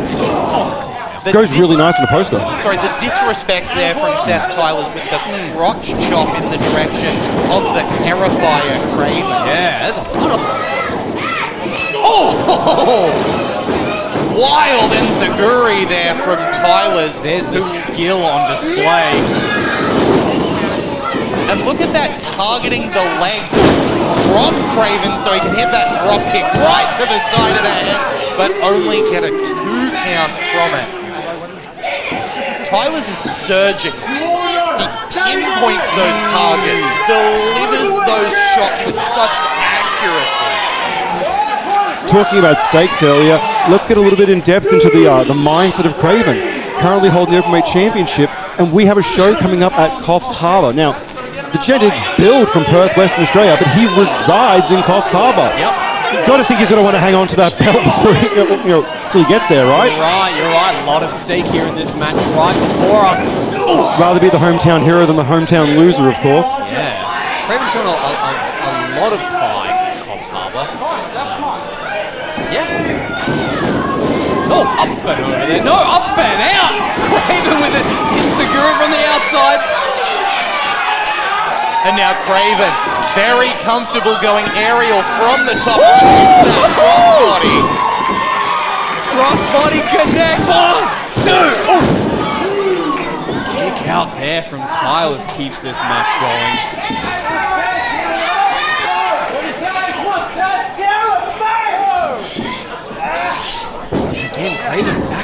shoulder. We keep talking about the stakes. If you want to see what follows through after this, make sure you are subscribed to Pro Wrestling League here on YouTube. But you can also attend our upcoming shows. You can come along to Pro Wrestling League Homecoming. You're right. I had to correct myself there. The Tiger Feint kick from Tyler's. A low Tiger Feint. Oh, come on Very now. crisp there from Tyler's. So get along to Homecoming and grab your tickets for Chaos in Coffs, which is on sale now for Saturday, November the 1st. That's already sold over 100 tickets, so that one is flying off the shelves for a show that is quite far away. If you do not want to miss out on that, you will have to get your tickets now. Oh, yeah. And that show would have a new Queensland Openweight champion in the form of Seth Tylers. We'll have to see. If he can maintain the kind of control that he has right now over Craven. Craven fading, but the crowd getting behind the Australian sensation. Craven finding his way back to his feet. He's up. Oh, jawbreaker connects. Oh, and Craven's really fired up. Oh. Manages to land on his feet there, does Craven, followed by the run blower. But a kick out from Tylers. Say what you will about Seth Tylers, this man has everything you can ask for. He's pulling out all the tricks that are in the book, but on top of that, he is resilient. He can take those combinations and still kick out at 2. This is a man who you do not want to underestimate. Yeah. Even if we've never seen him before in Pro Wrestling League. Wait a minute. Get the squad together. I think we know what's coming here. But Tyler's rising to his feet and delivering a shot right to the side of the torso there of Craven. Again, a testament to the resiliency. Maybe Tyler's knew what was coming. And now Tyler's comfortable going high as well. Oh my God! Back body drop from the second rope. It's clearly taken something out of Tyler's, who is clutching the back of his head, but Craven, I can't even see Craven's face. He is catatonic. Yeah, you're gonna need a truck of resiliency to get up after that one. Ref Pat now at the count of 3. One of these men is going to need to rise to their feet, or this match will be declared a no contest. Of course, champion's advantage. If that happens, Craven will retain. But he is a fighting champion. That's not how he wants to keep this title. But Tyler's with the running forearm there. And another connects, taking Craven down. Craven stumbles his way back to his feet, into the corner. Oh! Misses a huge splash there. Nobody home for Tylers, but the back elbow drops him. And a clothesline from Craven, followed up, but... Oh, German suplex! This is what I'm saying about Tylers. You cannot give him an inch because he will take a mile.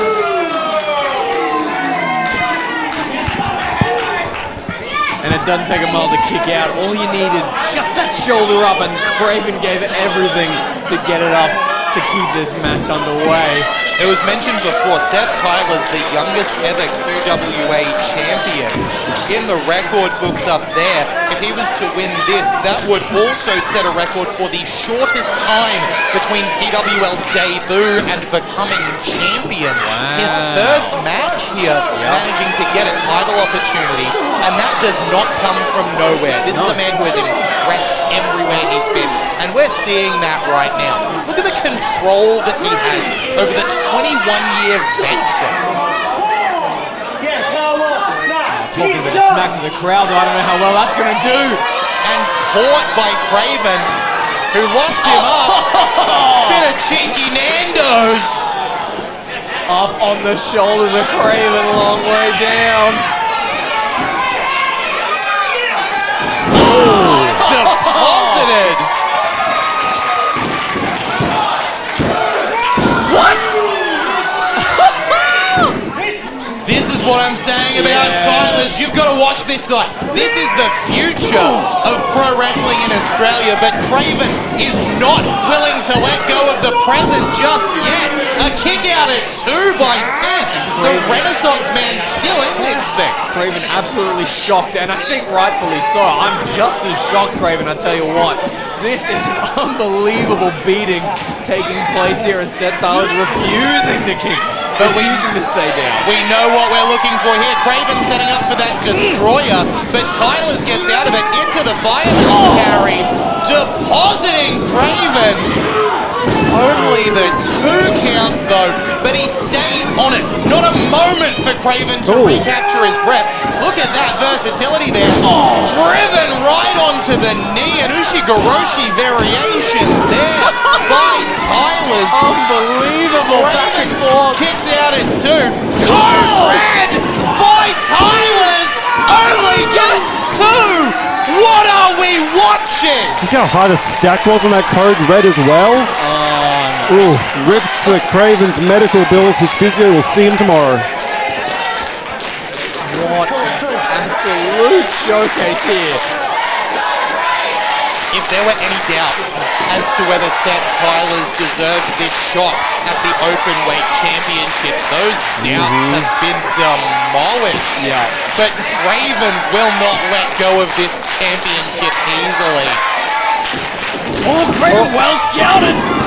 Rolls him through. Took his head off with that one. The leader of the Swanton Not squad. wasting Here we go. any time.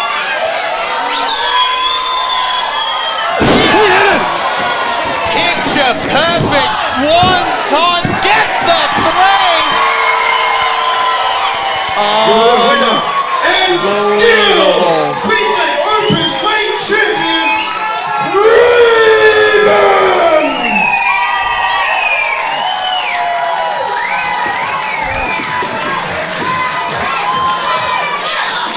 Now this is the kind of wrestling pro wrestling league is known for. I tell you what, it's good to be back. Unreal stuff there. Craven holds that title high.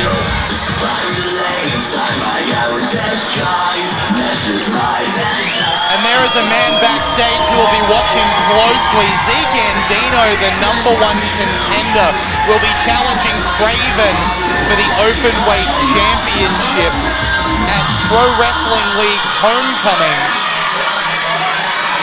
Congratulations to the Terrifier, the Australian sensation Craven.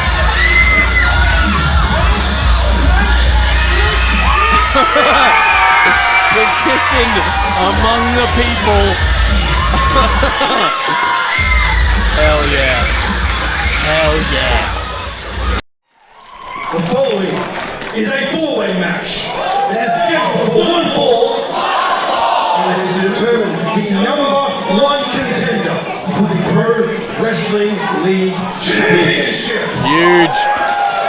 Not only is that a huge announcement, this match is full of huge competitors, beginning with this man, the landlord of Queensland Wrestling, and he believes the rent is due. Big unit making their way to the stage. I can feel the footsteps like a kaiju.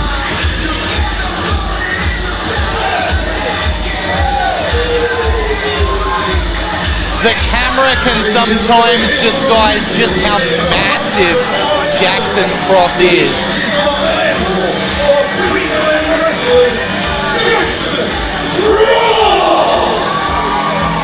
I look up to Jackson Cross, not because I think anything particularly of him, he's just very tall. Fair to say.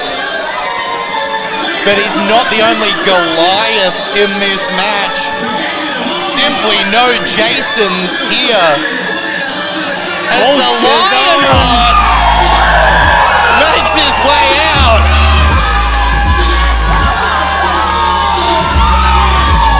Can I get a cheer? You certainly can.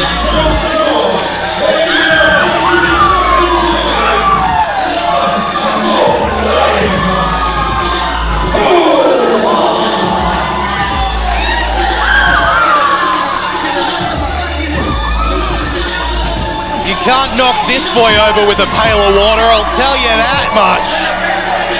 Barefooted but standing tall.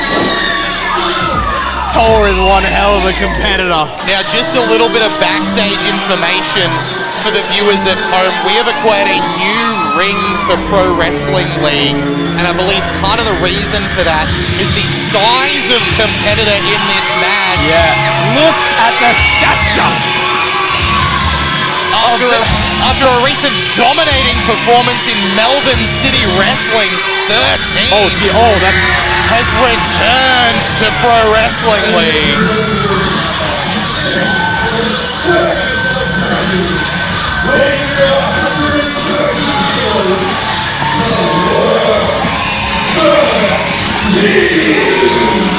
Reach the weight he's putting on those ropes. 13's been wrestling a long time, since even before I was coming to shows. That's a while, and he's in the best shape of his career.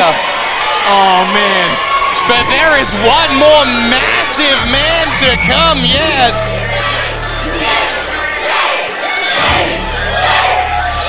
Hands up, everyone. I don't have to tell you who this man is. The crowd will do it for you. Mr. Stevens looking to stake his claim in the title picture.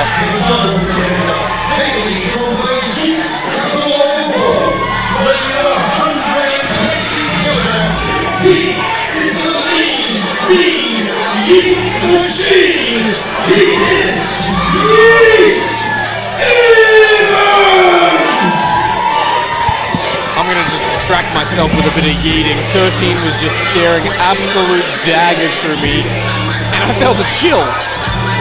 I don't know what that was. I don't know. There is a lot going on in this match, but I really want to make sure we're aware of the stakes for Yeet Stevens here. Somebody who has been coming face to face with our Pro Wrestling League champion, Ricky Utomi, for the past, well, almost all of this year. 13 making a smart choice here to leave. Immediately bailing, yep.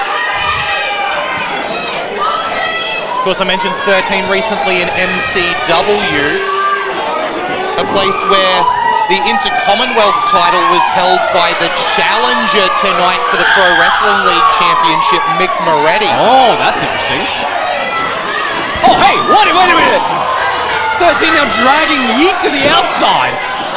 And there is bad blood between these two, a history over the United Pro Wrestling Championship here in Queensland. Yeah, no stranger to each other.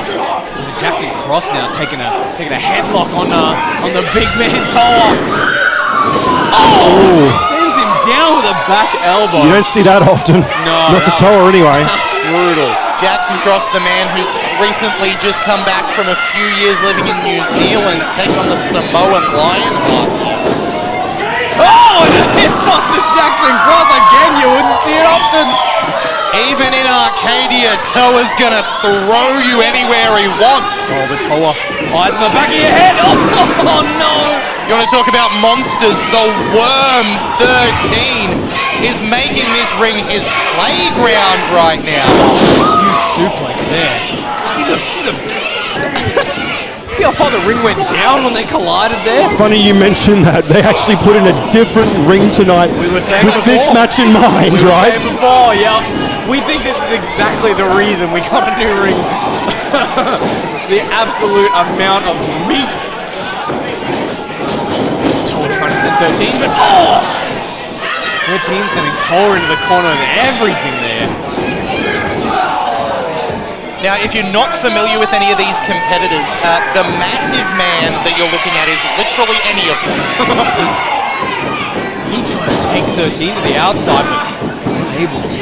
13 back on top of Toa now. We're looking at the Worm 13 with the face paint in black in control of Toa at the moment. Toa easy to identify by the lack of wrestling boots. Meanwhile, on the outside, Yeet Stevens in the purple, as well as the landlord of Queensland Wrestling, Jackson Cross, in the white. Any of these men could pose a threat to the Pro Wrestling League Championship. The crowd cheer. Who's bringing Toa back to his bare feet? The fire rises in Toa. Let's go!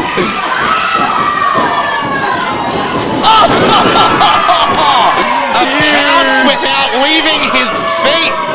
Toa is so powerful, and that Samoan drop from the Lionheart has the crowd on fire. Absolutely incredible. Toa now in the corner, setting up. I think Could be a spear. No.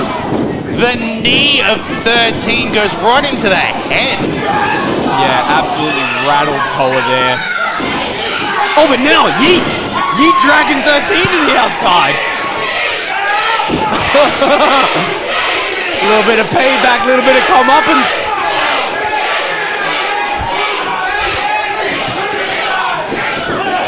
Yeet in the ring, Jackson Cross in the ring. Cross goes up. Ooh. But Cross goes back over the shoulders of Yeet Stevens and delivers that suplex with sickening speed.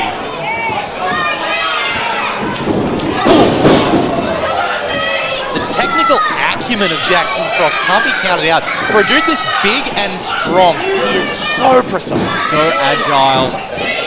Very vicious in his attacks. But the absolute power of Yeet Stevens is not to be trifled with. These two men are like mirror images of each other. Yeah, it's shocking how similar they are. I think Jackson Cross knows exactly how to take someone like Yeet Stevens down. Smart strategy from Cross there, targeting the leg of Yeet Stevens, the left leg specifically. If you've got a big strong man like Yeet, if he can't stand, there's not much he can do to power you up. Yeah, you're not wrong. You take the Yeet bomb out of his arsenal. You take all of those horrific things that Yeet can do by throwing you through the air. If a man can't stand, he can't yeet. But he got another leg though, and he just met Jackson Cross's face. Kick to here the we gut. go. Here we go. Setting up for that Yeet bomb. Oh, but 13. The knee to the midsection from the worm stops it. And now 13 and Toa working together. Interesting to see. Jackson Cross going up. But now Cross soars through the air with the moonsault into all three men. What? Unbelievable. In a match with the size of the competitors, I did not think we would see a backflip. What do we reckon? Are we looking at 500 kilos of competitors in the ring right now, give or take? I think your math might be close. We got it right there from Yeet to 13, and now Cross and Toa shopping back and forth. I did the math, it's 500.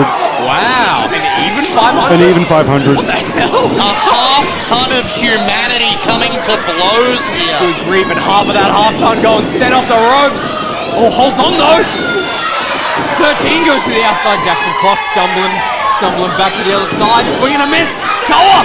Oh! Yeah! Spear to Cross. He is out of here, but watch out as Yeet picks up the Samoan Lionheart. Huge slam there. Cover. No. Would have been enough in any other match type. But in a fatal four-way, eyes on the back of your head wouldn't go amiss. The Worm 13 breaking up the pin, trying to sneak a victory of his own. Whoever wins this, the Pro Wrestling League champion at the end of the night, whether it be Ricky Utomi or Mick Moretti, is going to have a monster to compete with. You are right. You are right. Every single thud in that ring right now ripples my water like in Jurassic Park. Sky high, taking down 13. The choke bomb by Stevens, Oi. a super kick, followed by a German super. How many people can German suplex Yeet Stevens? Whoa, whoa, whoa, whoa, whoa! Yeet powers out at one. Stiff rights do nothing to the iron jaw of Stevens. This just goes to show how much Yeet Stevens wants to get his hands on Ricky Utomi right now. European uppercut and another. Those tree trunk arms of Stevens clattering across the chests and jaws of Toa and 13. Oh, Toa laying out 13 over the top rope. Oh, went for that spear but got sent straight into that ring post. Whoa. The rising knee from Cross misses. Stevens sends Cross up. Here we go. Boy!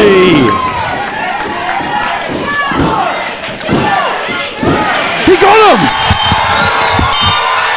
We have a new number 1 contender. Your winner and number 1 contender, Yeet Stevens! We touched on it earlier. But both competitors for the Pro Wrestling League Championship taking place later tonight had to have been watching. That was impossible not to watch. Yeah, if only because there was so much meat in the ring. It had a force of gravity that pulled you towards it. Yeet Stevens at Pro Wrestling League Homecoming. I'm still getting used to that. Yeah. Will be taking on the Pro Wrestling League champion. It could be tonight's challenger, Mick Moretti, or it could be the man that he has been chasing down for months. And you have to wonder if both men were watching that match, does that send any nerves down the spine? Does that make you go, hey, wait a minute, maybe I don't want to win this one tonight? How could it not? Look at the man. Yeah. Big threats coming for whoever takes the Pro Wrestling League title.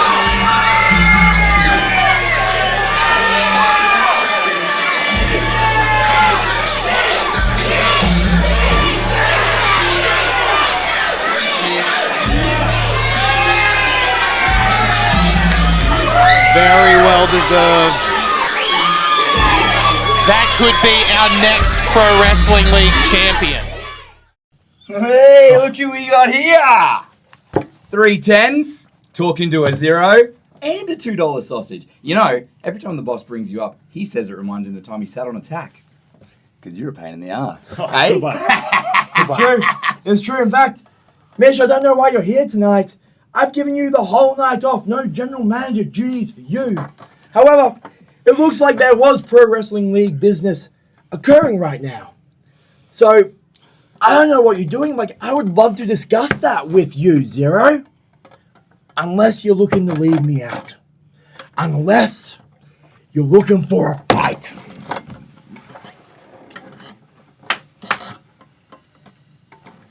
I'm ready. I can meet you in the ring. Yeah, backing up. That's enough. Company on the line. Get it, Zero! Your hat looks dumb. You're dealing with this very well. We got this. It's all good. Brisbane, it is time for your main event!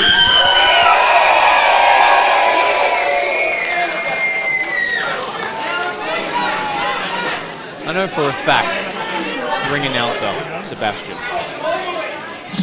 loves calling a main event.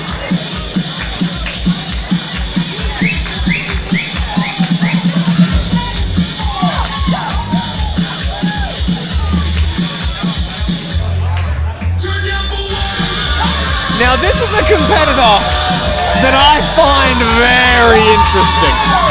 One of the most experienced professional wrestlers in the country. A man who's held gold up and down this side of the country in MCW, in PWA, and here in Pro Wrestling League, where he was the first Pro Wrestling League champion. Wow, we've been going through throwbacks to AWA. Let's do a throwback to Pro League. What do we reckon? The absolute energy exuding from Mick Moretti right now. Chills.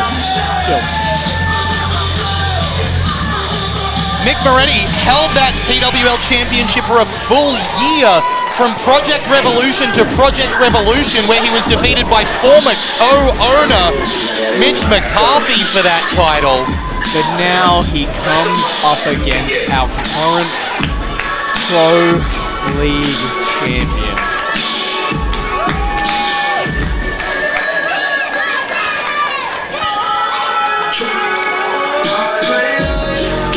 Ricky Utomi is no one to overlook.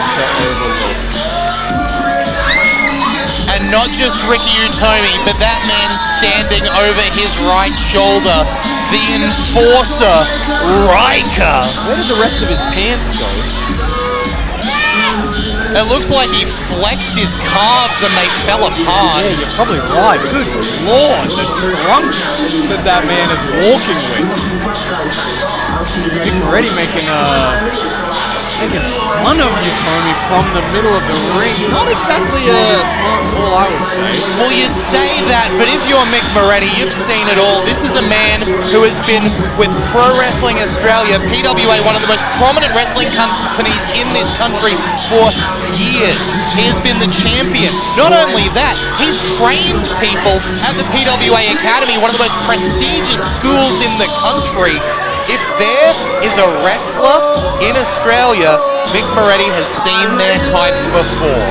Absolute confidence coming out of the corner of Moretti here as Utomi raises the championship.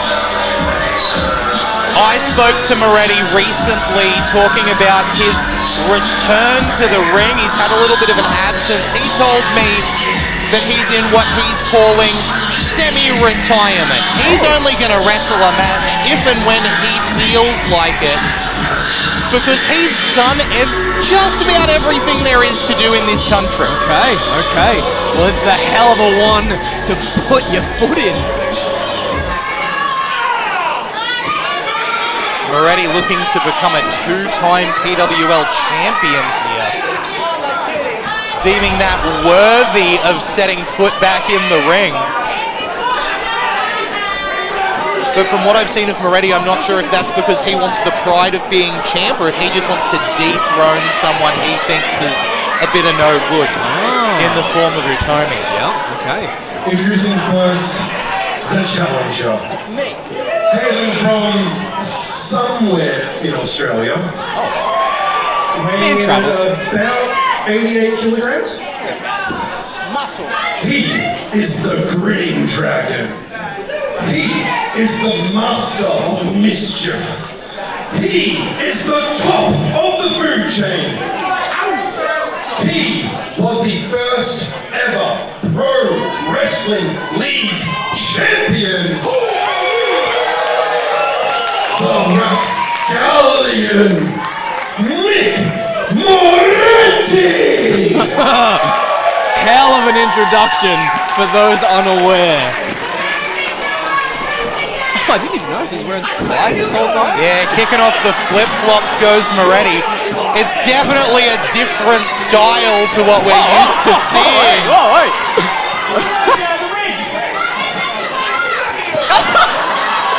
Not technically disqualification. Match hasn't started.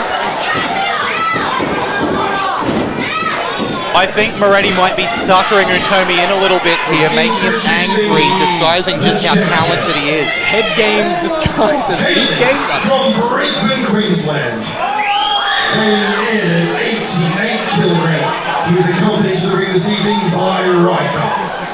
He is the reigning and defending Pro Wrestling League champion. He is Ricky Utomi! Yeah, that's the correct response. He's got the shoes. Once again, throwing the shoes at Ricky Utomi. Wow. And you can see on Ricky's face that he is none too pleased. If he is seeing red, the green of Moretti may be invisible. Whoa. Wait a minute. We want to talk about short jeans. Utomi's... Wait. Utomi and Riker, one and the same here.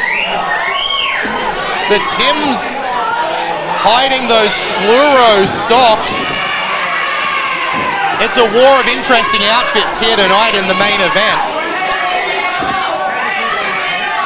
If you have not watched Mick Moretti wrestle before, you are in for a treat. This is a man who has competed in the King of Trios, a man who has been over to the US to compete in some of the most prestigious tournaments and companies that independent wrestling offers across the whole world. This is a man who has experienced it all and every time shown people something they have never seen before. He's going for the slide again.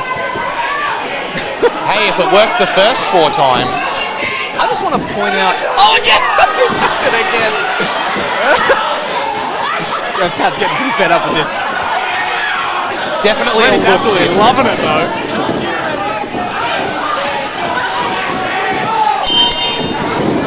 Right.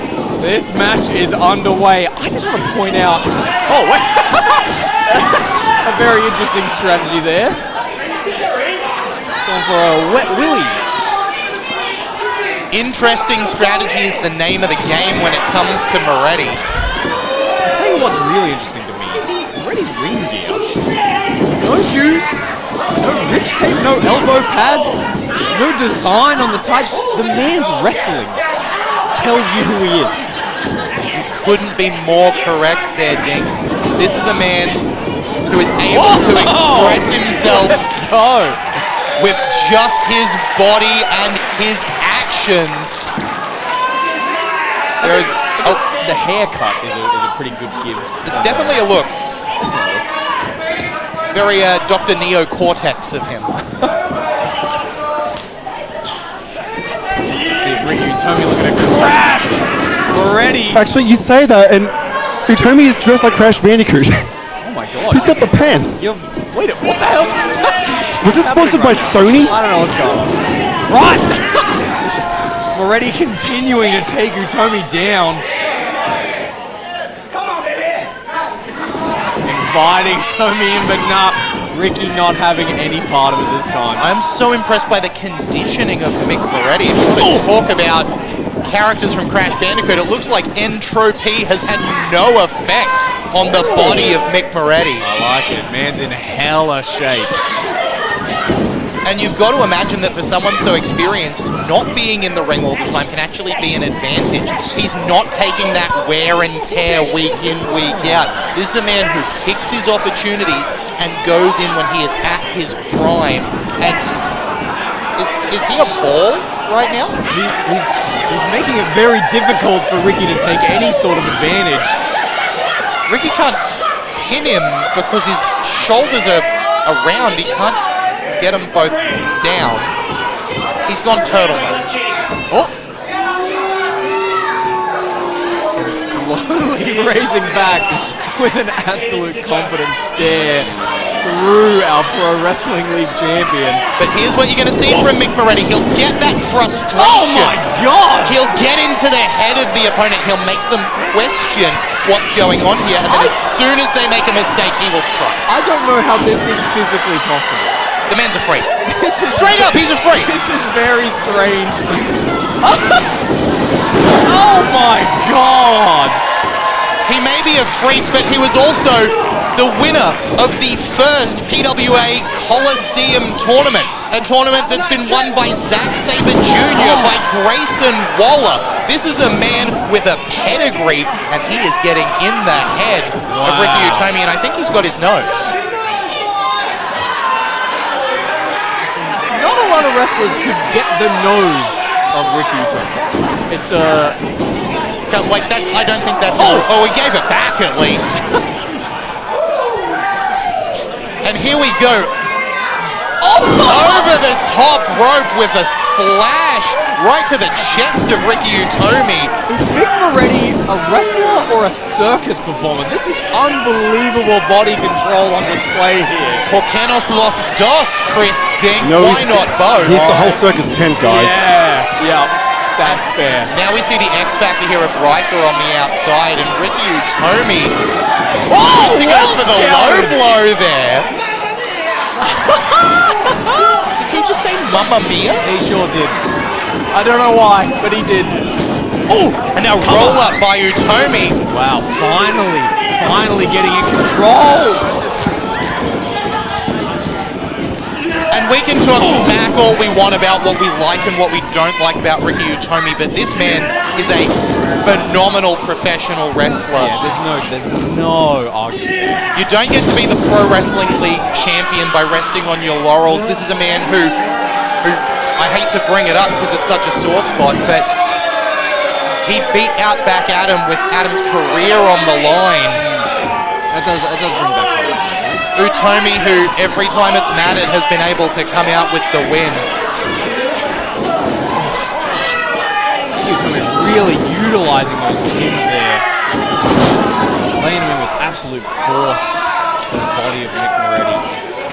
But with both of these guys, you can talk about the Tims and the short shorts and Riker and whatever nonsense. Utomi is a great pro wrestler. And the same can be said for Mick Moretti. You look at the headstands and the throwing shoes, and it's all fun and games until he starts professionally wrestling and beating up whoever his opponent is. Utomi better not take this lightly, but at the same time, Moretti cannot expect this to be easy either. No. And the crowd showing exactly what they think of Ricky Utomi here. Just another heavy stomp. Leaping stomp into the chest of Moretti.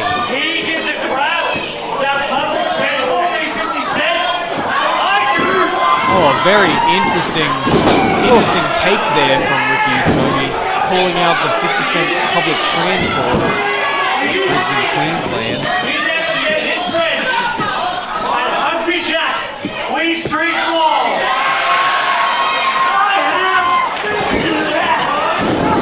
It's hard to argue with anything Ricky's saying right now. He's making some good points. Look, obviously Brisbane's way better than Sydney. We don't need to litigate that, but I feel like Mick Moretti would love the Hungry Jacks of Queensland. I don't give a shit. You're from the dirty north side. Well, the shape is in. I can see Mick Moretti at Pancake Manor at 2 a.m, can't you? Here we go. Trading forearms in the corner here. And you can see Mick Moretti is somebody who has almost a preternatural ability to withstand pain over the long term. And he sets up a tree of woe here. Ricky Utomi in a very precarious situation now. The Vaporwave Viper left hanging by the Rapscallion. Trying to climb his way out, but not quite able to. Mick Moretti. And now, those bare feet just pummeling the midsection of Utomi. And now face to face in the corner, boxing the champion. What the hell? Oh my God. So silly and then so impressive. He may be a freak, but he's also a freak of nature when it comes to professional wrestling. You saw there stomping the champion into the bottom turnbuckle in that tree of woe position. Shoulder up keeps the match alive. And I'm excited to see it continue. This has been a fun one. I'm going to be honest, I would be delighted for Mick Moretti to be the Pro Wrestling League champion once again. Looked like he was going for a German suplex there, but the back elbow of Ricky Utomi once again creates separation. The third time Moretti ducks under, goes up, dropping him right on the back of his neck there. I thought that could have been it. That could have been it.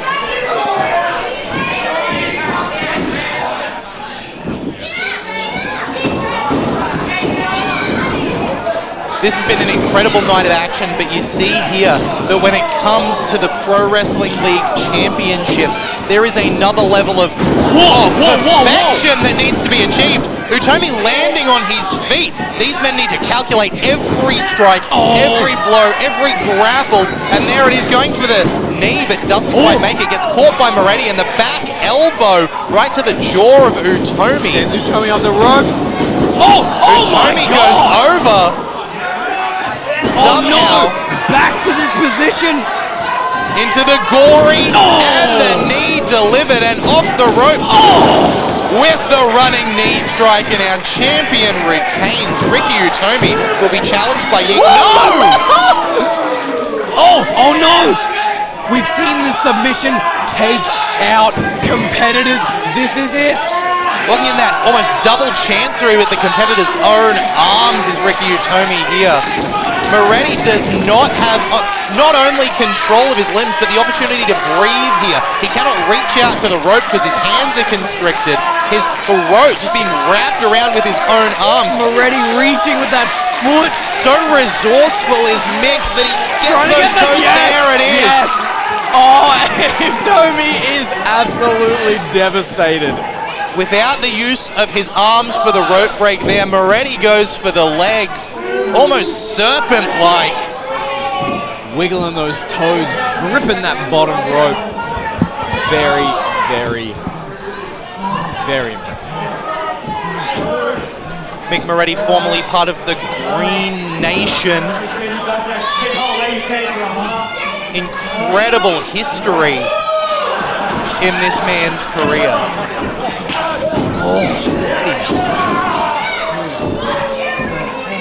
Slinging those shots to a towering champion.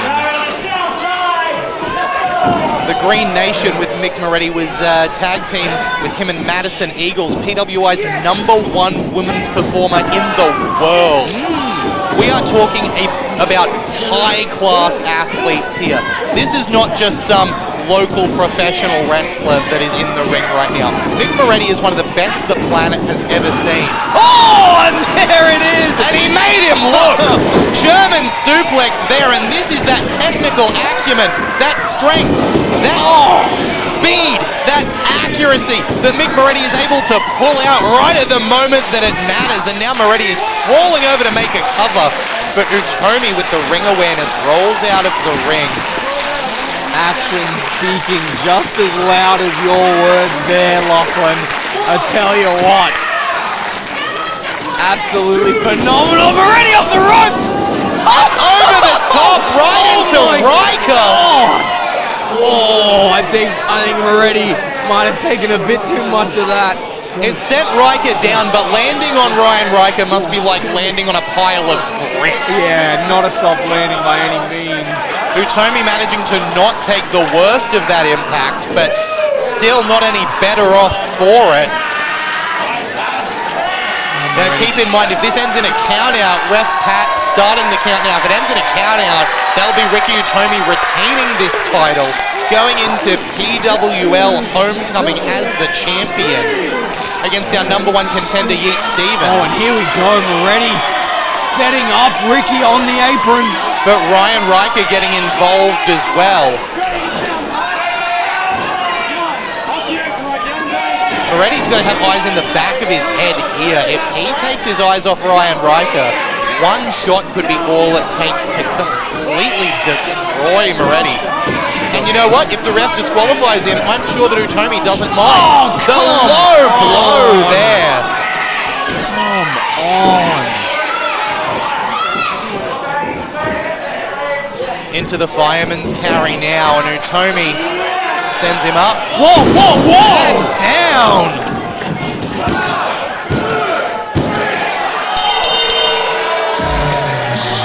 Ricky Utomi retains. Your winner and still Pro Wrestling League champion, Ricky Utomi! Like it or not, Ricky is one of the best professional wrestlers in this country, and he is our Pro Wrestling League champion for very good reason. Yeah, that good reason being a despicable low blow while Ref Pat wasn't looking. We can chalk it up to cheating, we can chalk it up to the interference of Riker on the outside, we can chalk it up to a million things, but the record books are going to show that defeating Mick Moretti to retain his PWL championship was Ricky Utomi. Absolute, incredible performance there from Mick Moretti. Folks, it has been an absolute pleasure to join you for at least the second half here of Pro Wrestling League Presents Doomsday. We will be back for PWL Homecoming here at the Kedron Wavell Services Club. Oh, hang on.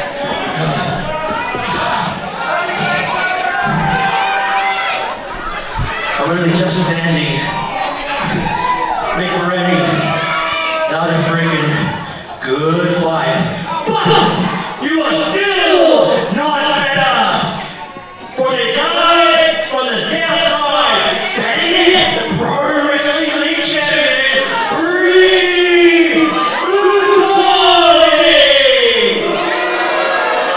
Is anyone else clapping apart from Riker right now? No, Riker's the only one. from the back, I see we have a new #1 contender. Very true. The crowd know exactly who that #1 contender is. See, we've got a couple of Northsiders in the house.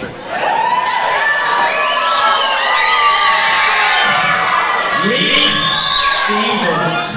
Oh! I just remembered. The last show, Yeet used a boy as a human weapon. That's true. He did. The fan from the crowd nominated themselves. I think they loved it. That boy is in the crowd now. Where is he? Ricky knows because he put him there himself. What's happening? Oh, there he is. There's the little fan. Dumb shit. Right, go. Get him over. Oh, wait a minute. Oh, hang on. Wait a minute. Wait a minute. So, do we have... I don't think this is a good idea. We have a fan in a Yeet Stevens shirt.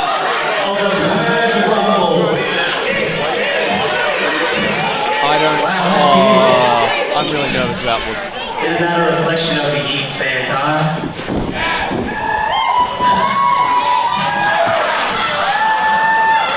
This is just a suggestion. No one else from the crowd should get in the ring.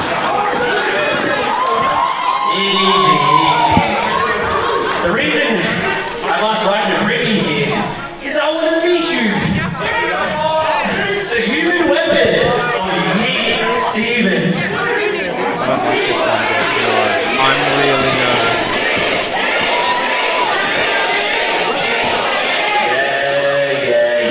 Yeet, huh? That does sound familiar, huh? Have I seen that on TV somewhere? Never mind. He did it first. Stevens did it first. What is your name? I want you to speak in the microphone very clearly. Yeah? Talk slowly so everybody can understand.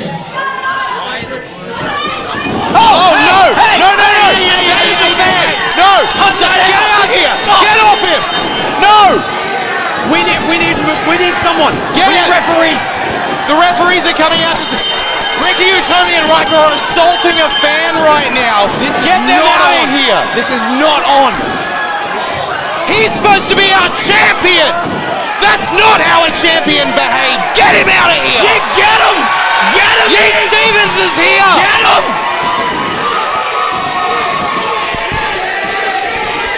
That is the man who is going to challenge Ricky Utomi for the Pro Wrestling League Championship. Yeet Stevens making the save for that young fan right there.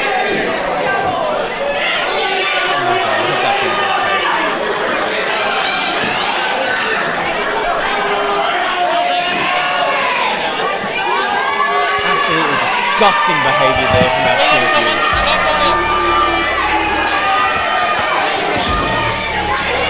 Utomi jaw-jacking with the fans.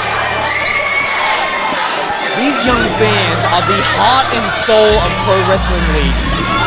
That is no way to treat them. That is absolutely disgusting. I am counting down till Ricky Utomi gets what's coming to him. And in the ring right now is the next man who's going to challenge for his Pro Wrestling League Championship, Yeet Stevens. One more reason to take the head of Ricky Utomi right there. Well, look, thank you for joining us here at Pro Wrestling League Doomsday. We will be back for homecoming right here at the Kedron Wavell Services Club. On behalf of my broadcast partners, Chris Dink and Bastion James, I've been Lachlan Albert. I've been Chris Dink. Good Thank you night. for joining us on YouTube.